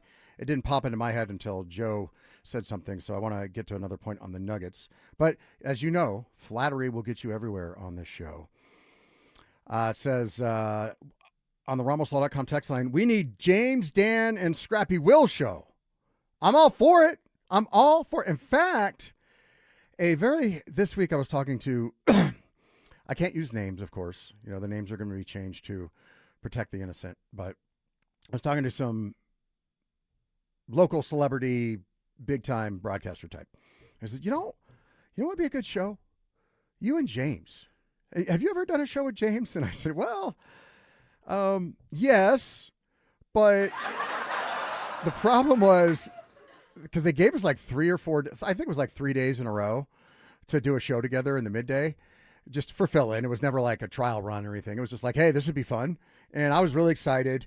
And about halfway through, somebody was saying what this person said, dude, love it. We should have this every day. And James immediately was like, yeah, I'm not doing that every day with you. No, yeah, you're exhausting. Not going to do that. I was like, oh, James, come on, man. But James is a boss. He's got better things to do than to, have me aggravate him all the time. But he's actually my boss. Yeah. He's a big shot, so he doesn't need that. But I would think if James and Scrappy Will could team up on me, that would work. I think that could be a little magic. You know what I mean? Yeah, like the DenverSports.com edition of the Dan Jacobs Show, like a one-time special, like the Star Wars Christmas special. Yes, but better. Yes, absolutely, 100% better. So yeah, appreciate that. Let's just check in on the Champ Honda YouTube chat line. Hi, YouTube. God, this is this one guy. He just really doesn't like us. Why? What did we do? This Chiraco 1224. By the way, Real Estate Man 777, who I believe is my old friend Tim Gibbs, my old boss at Madlam Real Estate. He's out there making it happen in the real estate world. I'm just looking at the picture, and I think it's him, but it's really tiny. But it says, Dan, you're absolutely right about LeBron. It would do the Nuggets no good to have him here. And I don't think it would, but Joe, you had me thinking about something, right? And I think your question, I actually came away with the opposite thought of what you were posing with your question. And your question was, is LeBron even, well, I'm throwing in even, you didn't say even, but is LeBron even worth it to go for the Bronkies to go into the repeater tax? Fair question? No, what my thought was, is Braun enough to force the Cronkies to actually go into the repeater tax? Not like, is he good enough? Like, would he actually get them to make the decision to go into the luxury tax? Okay. And, which is a fair question. Everybody's assuming that if they can land LeBron, then they'll just go, okay, fine, $250 million, no problem, which I still have a hard time believing that. However, what it sparked in me is the idea of, what if getting LeBron allowed them to duck the repeater tax? And here's how. We've had all this panic all this offseason long, and I tried to, once I kind of dug into it, and Joe, you've helped me with this as well, it's so hard to understand what's going on, because the minute you think you have the NBA free agents, the rules figured out, another rule pops up and it completely destroys everything that you understood. But for the longest time, so we thought, well, they have to get under the cap. They have to get under the cap. Oh my God, this is Armageddon. Because they were going to be already they were $100 million over the cap, $98 million over the cap, and they're going to add Payton Watson, so they're going to be $125 to $130 million over the cap. How on earth are they going to fix that? But now what we understand is, well, they would be $125 million over the cap with Payton Watson. However, they don't have to be under the cap. For some reason, there's the cap, which apparently means nothing. And then there's the luxury tax threshold, which is the number, which is $35 million higher than the cap. They just have to be basically under around $200 million by the trade deadline, and they're okay. And I think it was you and me, Joe, last week that did the math. So they don't need to cut $100 million or anything like that. They could probably bring Watson back, and they would need to clear, what would we say, about $40 million? I think 40 to 45. And Yeah. since then, they have waived Jonas Valanciunas Right. and saved about $10 million. Yeah. Now, one of the problems, though, is, I mean, they signed the guy from Europe, but don't they still need to, Anilo and Piro and Anilo, no. Shapiro and Piro. Shapiro and Piro, that's it. They did a good job kind of breaking this down. They can decide to only use 14 players. But right now, I think they're only at like 8 or something like that. So, and every player takes, I think, is a minimum $2 to $3 million, depending on how long they've been in the year. So they still had to add some salary. So, but it's not as daunting. So if LeBron actually, now I'm skeptical that he's actually going to sign anywhere for the league minimum. But let's say he did. He signed for $5 million a year. Or there was some sort of exception they could slot him into because they had some exceptions from trades from MPJ or something. I don't even know. I haven't even looked at that. But if, let's say he played here on some sort of minimum type deal, they could still, okay, because here's your starting 5 if my thinking goes through.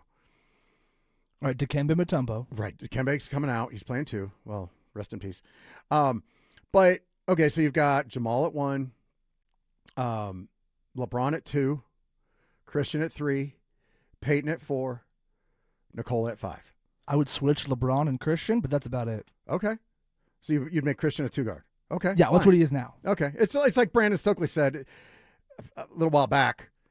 I've been waiting for Brandon to say something smart. No, I'm just teasing.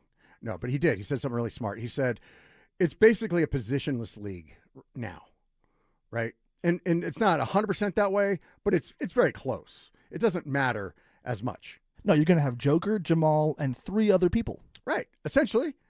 And, like, for example, if you say Aaron Gordon plays 4, oftentimes he guards the 2, right? I think in this scenario, I'd have Brown off the bench, and I would have Gordon at the 4, LeBron or Peyton Watson at the 3, and then the other guy at the 2. Well, you can't do that. Here's why. Because that's my scenario, is if you have that lineup, Cam Johnson's gone, right? And this is your fault, Joe, because you brought this to my attention. You're right. I'm sorry. It really has solidified my mind. Cam Johnson's a goner, and he should be. Otherwise, why even make the Michael Porter Jr. trade? Joe, you're the one that taught us this. They can trade Cam Johnson for a draft pick, and he has value not because of the way he plays, but because the other team that receives him can do what they call it cut and stretch or something, release and stretch, where they can cut him immediately because he's in the last year of his deal. But instead of taking, because he's making $22 million a year, they can stretch that out over, I don't know, 4 or 5 years, whatever it is. So the cap hit they take this year would be minimal. And so he would go off the Nuggets books by the trade deadline, and they get that $22 million, I think. I don't know if they prorate it. That's the only thing. Like, if they paid him $10 million for the year, does that count? Or if he's not on the roster, which is my understanding, if he's not on the roster by the end of the league year, they get the relief, I think. So he's gone. That's $22 million. And you get rid of Aaron Gordon, who's $32 million.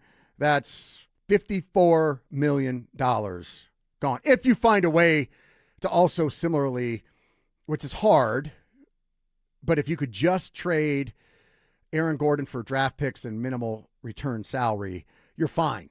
You're under the luxury tax. You have LeBron, and you have a truly legit starting five.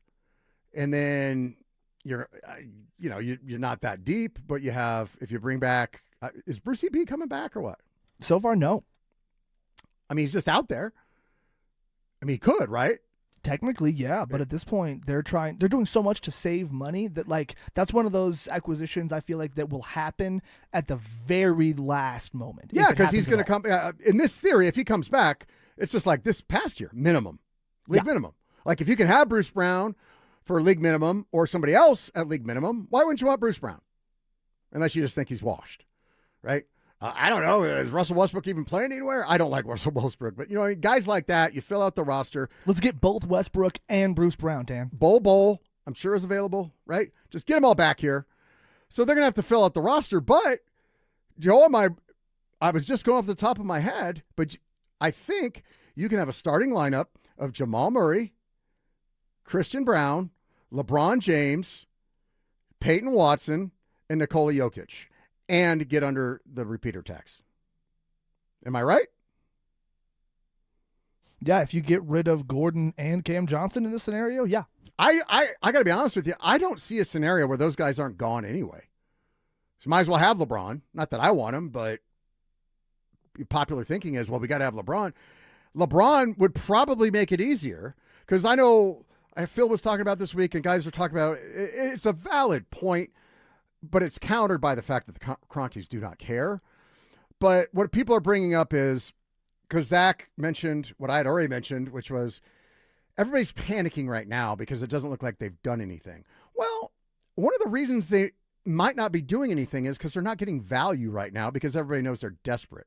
Yeah, I'm not even sure how much LeBron factors in to the fact they haven't done anything. Right. They're being patient because they're saying, we don't just want to cut bait to get under the tax. So if we have to, we can start the year saying we're going to run it back. And if Cam Johnson balls out or Aaron Gordon, if they can increase their trade value, or you can get closer to the trade deadline and injuries can force other teams that think they are competitors that they're one Aaron Gordon away or one Cam Johnson away or whatever, and they'll make better deals closer to the deadline because they're operating from desperation. Exactly. Also, the texters just solved it, Dan. Tim Tebow for six man. Yes. What about the right-handed Tebow? Bo Nix. Man, you got to feel this shirt. So I do think that the Nuggets are getting unfairly, and we'll probably talk about it honestly tomorrow on the Easy Like Sunday morning edition of the show. But I would think they're getting unfairly punished for being responsible. But you know what it sounds like? Remember the Broncos? Everybody was killing the Broncos. They've done nothing in free agency, this or that. Everybody was killing the Broncos. Boom! Here comes Jalen Waddle. How you feeling about it now? Right? Everybody loved when they made the Jalen Waddle trade. I think we're seeing something similar. By the way, that was the right thing to do, I would think. Patience. They made a big move to help the team, something that was sorely needed, a weapon on offense. I don't criticize the Broncos for that. There's a couple of positions I would have liked to have seen them address, but, It's going to be the year Trout. Hey, they like their guy. Evan Ingram's going to magically morph into a top 10 tight end. Everything's good. So I think the Nuggets are being prudent. I don't think it's fair necessarily. Kind of, they're getting, it's so, everything is so like, instant gratification right now. Well, that's not what this team needs. This team needs to be very deliberate and thoughtful on how to fix what is fundamentally wrong with this roster while they still have Nikola Jokic. And by the way, how about James smashing on Nikola for trying to make a living? Unbelievable. All right, final segment of the Dan Jacobs Show. Coming up next. Jalen Waddle's here. Davis Webb's calling plays. The defense that reached the AFC Championship is back. But the number one storyline at Broncos training camp starts and ends with Bo Nix's ankle. Are you positive that ankle's broken? Is he fully healthy? And what does that mean for Denver's Super Bowl hopes? Denver Sports 104.3. The Fan. When you've thrown over 4,000 innings like I have, you know joint pain isn't a maybe, it's a guarantee. For you, was it climbing ladders or too much heavy lifting?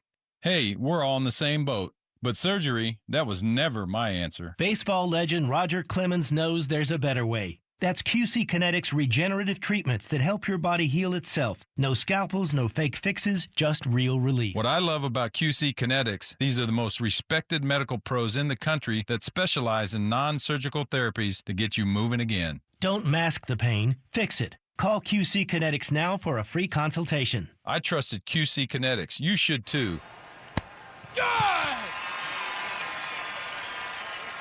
Call QC Kinetics today and schedule your free consultation. Call QC Kinetics, 303-900-8986. That's 303-900-8986. 303-900-8986. Hey, John, why so glum? I just got let go. The company's downsizing. This is the third time in the last 2 years.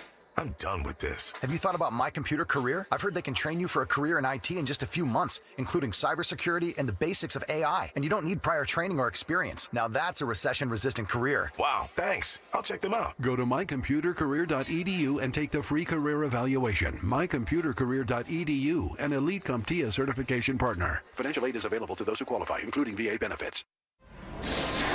Today we tip our wrench to Rock Auto customer Jeremy. I've been a RockAuto.com customer for over 15 years, and now even my kids order their parts there. Prices are always far lower than the local auto parts store. Selection is massive, and the site makes it unbelievably easy to find exactly what we need. Every order shows up fast, and the quality is always top tier. RockAuto.com has earned my trust for life, and I highly recommend them. All the parts your car will ever need, Rock Auto. A noisy garage door is a cry for help. Hi, I'm Tommy Mello, owner of Don's Garage Door Service. Most repairs are simple, but if left untreated, they can turn into costly repairs. Your garage door works hard every day, and a little maintenance goes a long way. We fix garage doors fast with quality parts designed to last a lifetime. Over 90,000 five-star reviews don't happen by accident. They happen by putting people first. Fixing your garage doors is what we do. From repairs to upgrades, call Don's Garage Door Service today. Summer should be a time of joy for children, but Wish kids often miss out due to their illness, creating a dark chapter during a time that should be filled with sunshine and memories. A wish from Make-A-Wish Colorado can change everything for these children, giving them the strength and hope they need to persevere in their fight against critical illness. My name is Carrie Fletcher. I'm part of the Alpine Bank family, member FDIC. Today, Alpine Bank hopes you'll decide to make a life-changing impact in the life of Colorado Wish kids by supporting Make-A-Wish Colorado. There are currently more than 450 Colorado kids with critical illnesses who are waiting for a life-changing wish, and 110 more kids will be diagnosed this summer. You can help make their wishes come true. Visit wish.org/Colorado to help Make-A-Wish Colorado grant some memorable wishes this summer. Hey, what's up, guys? It's Zach By here. If your home's hot upstairs and cold downstairs, that's more than annoying. It's a sign your system's leaking air and wasting money. And with utility bills climbing, energy efficiency matters. That's why homeowners trust AeroSeal Colorado. Their innovative sealing technology boosts comfort, cuts energy use, and even gives you cleaner indoor air as a nice bonus. Customers love it. A 4.9 Google rating, and some folks practically write books after the job's done. AeroSealColorado.com fixes what others can't even find.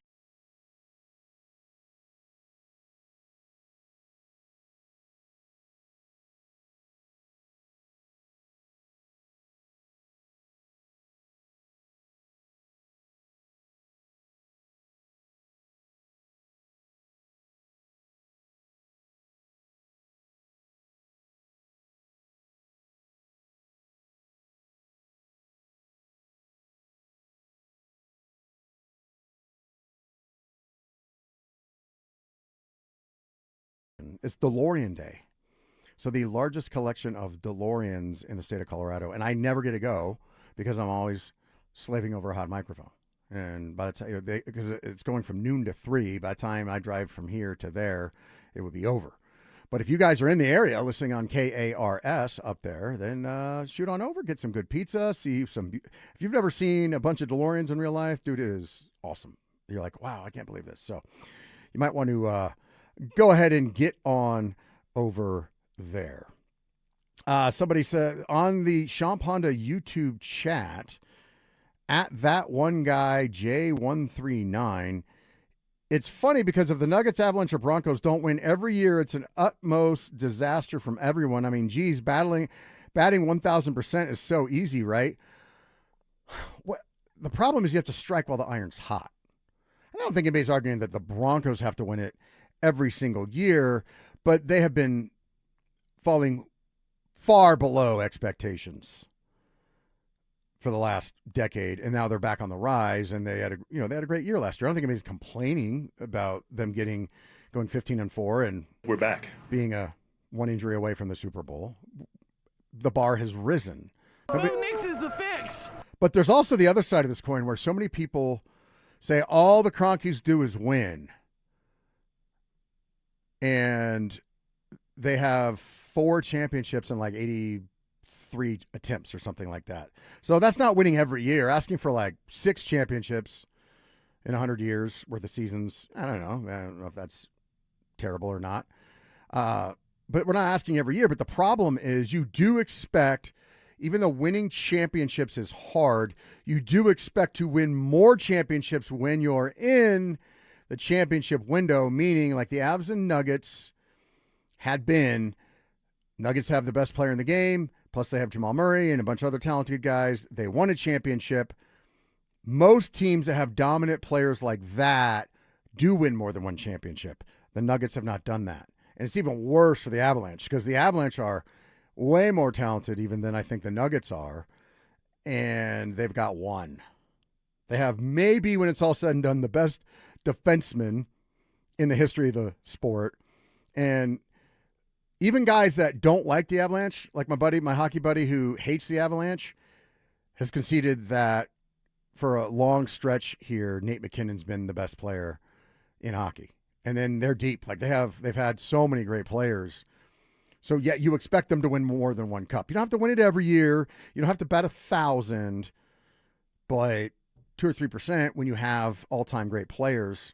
Yeah, like having McKinnon and McCarr. It's almost like, could you imagine if the Nuggets had Jokic and Jaylen Brown? Or Ant or whatever. Yeah. Oh, because of Jaylen. It's crazy. Right? And so, yeah, I don't think it's unfair to say, yeah, they should win a little bit more. Now, when Nikola goes away, it'll be like the old Nuggets, and we won't care. But while they're good, we certainly care, and we are. What did you say? Think it's an utmost disaster. Did you watch the Nuggets this year? Did you watch them in the first round? How could you categorize that other than anything than an utmost disaster? It was a disaster. As James calls them, they lost to a G League team in embarrassing fashion. That is a disaster. Not that far off. Yeah. The Avalanche got swept out. They were the best team in the league. They got swept out of the playoffs by a team that had fired their coach at the end of the year and then fired the guy that beat them at the end of the year. We had guys on from Las Vegas that were still like, we don't care. Until it's over, we still expect the Avalanche to win. Nobody in Las Vegas, outside of maybe the guys in their own locker room, were expecting the Golden Knights to give the Avs fits, and they swept them. That's disaster. That's what that is. Now, you don't have to win it every year, and I take your point, Texter. I just think your point is a little extreme, and that we don't expect the Avs and Nuggets to win it every year, but we do expect them to win it sometimes when they have the best players in the league. And we expect them to make the moves necessary to put yourselves in the best position to win every year. Right. And sometimes that means moving on from a bad decision. Yeah. Yeah. Oh, Val Nichushkin. Now, who did you cough? I coughed and said Jamal Murray. Oh, Jamal Murray. Oh, man. Can't believe you guys. I almost heard on another station, not another station, another show, somebody almost saying something besmirching Jamal Murray, and it kind of broke my heart a little bit. I know. He's your favorite player of all time, Dan. Right. Him and Courtney. Just ahead of Kenyon Martin. I know it must have hurt you. Yeah, Kenyon Martin's a whole other story. I'd much rather have Jamal Murray around than a Kenyon Martin, I'll tell you that. Somebody says Broncos had an amazing year. They did overachieve. I agree with that. But nobody was saying, well, they got to win the Super Bowl. Now my expectations are raised, so I will expect them to compete for a championship next year because that's just the natural progression. I've never seen anyone live more rent-free than the Cronkies inside Dan's head. All right. Well, clearly you haven't been listening long enough because Jamal Murray and Cortland Sutton, oh man. they're up there. Clinton Portis. They're collecting rent from me. Now, what does this mean, Joe? Because I'm about to tease, hey, sadly our time for today is nearing an end. But tomorrow we have the Easy Like Sunday morning edition of the Dan Jacobs Show, and we got a text. The Sunday show ain't so easy these days, Judge. What do you think that means, Joe? I don't know. Honestly, I work 6 days a week at this station, so I don't listen to as much of the Easy Like Sunday morning edition of the Dan Jacobs Show as I should. So I'm assuming that's some sort of reference to you and Sean just, doing awesome. I don't know. I'm taking it as a compliment. I'll take it as a compliment. Another text here. The decision number 5. He still hasn't outgrown it. All I've heard for 2 weeks is LeBron. He already won. Hey, man, he's won at life. Ooh, that's a good point. LeBron won the offseason, just like Jerry Jones always wins the offseason for the Cowboys. Yeah, now, do you think he'll be hoisting a trophy at the end of the season? If he goes to some team with a whole bunch of guys, if he goes to Oklahoma City, then yeah, I bet LeBron will be hosting a trophy. I don't know. It's just so hard for me. It's hard for me to envision a scenario where he goes somewhere, even with the best of intentions, saying, I'll play a role, I don't need to be the top dog or whatever. But then when he actually gets there, that he's not going to just revert to his old habits and say, everybody needs to bow and kiss my ring and disrupt chemistry. I don't know. If I'm Oklahoma City, would I want him? If I'm LeBron, do I want to go to one of those teams that's going to get me called a fraud after I retire? Like Karl Malone trying to go to the 2004 Lakers and getting swept, which makes me smile so much. That's Kevin crazy. Durant constantly ring chasing. I don't think LeBron wants that narrative. So I think there is a reason for him to not necessarily go to the best team. So you want him to? Well, who would of the teams he's considering right now? Who would that be? The best team of who's considering right now? That he wouldn't get probably Philly. That he wouldn't get in trouble with ring chasing. Golden State, because he gets to go play with Steph and all the old guys who don't really have a great chance, but it's like, man, look at the Expendables over here with, Dolph Lundgren and Stallone and stuff. Yeah. How much longer do you think Steph plays? I'd say a few years. Until he looks bad, I'd say he keeps going. He just doesn't look like he can make it for an entire season. So the Warriors just need to be able to get out of the play-in tournament. So I would say anywhere from 2 to 5 years. You know what they would really help them? If they made a trade for Cam Johnson and Aaron Gordon. Got us under the luxury tax. Got us under the repeater tax. There you go, Golden State. Add LeBron, Cam, and Aaron Gordon. Hey, it's been fun. Joseph Goodwin, new rising star on DenverSports.com as well. Always at home here on the Dan Jacobs Show. Great job out of you. By the way, Lot M, it's back. Joe, real quick. Yeah. Lot M is back. On the texter saying, yep. Did Joe hear that Lot M is back? Yeah! Lot M. Bro, I'm so happy. We got our parking passes, I believe, for the entire season. Nice. So we might have to get into this maybe next week or next time we have this conversation on the Dan Jacobs Show, Dan. That's a good little tease here of what does this mean for the Broncos? Does that mean that they're not going to be able to start construction on Lot M until after the season to put Denver Water there? Are they not going to put Denver Water there? What does it mean, Dan? That's right. And because what did Cliff say? He put better odds on the Broncos playing in Lone Tree than something else. LeBron coming to Denver, maybe. I can't remember what it was, but it was... Oh, he just gave odds on them going to Lone Tree. So Zach said that the Broncos have better odds to go to Lone Tree than the Nuggets have to get LeBron James. There you go. That's what it was. All right, cool. Great job out of you, Joe. Great job out of you, listeners. You, as Irv Brown used to say, you make this show. We'll see you tomorrow at 10 a.m. for the Easy Like Sunday morning edition of the Dan Jacobs Show. He's Judge Dan J. He doesn't mean no harm, but he doesn't mind telling you he's right, you are wrong. He's reading your text, he's taking your calls. It's the Dan Jacobs Show and he'll decide what the law will allow. He's making your day the only way he knows how, by giving you the facts, cutting through the BS now. He's Judge Dan J. He doesn't mean no harm, but he doesn't mind telling you he's right and you are wrong. They're back. Our free limited edition Training Camp 2026 t-shirts. We currently have drops at various Santiago's Mexican restaurants across the metro area. Limit one per person while supplies last. For more details and to find the location nearest you, head to DenverSports.com/shirt. Someone had a birthday. Yep, 50. Can't believe it. 50 years of wisdom. Great segue. We have a health reminder from the CDC. Pneumococcal vaccination is recommended for adults 50 or older. Says here, we're over 6 times more likely to be hospitalized with pneumococcal pneumonia than adults under 50. I don't love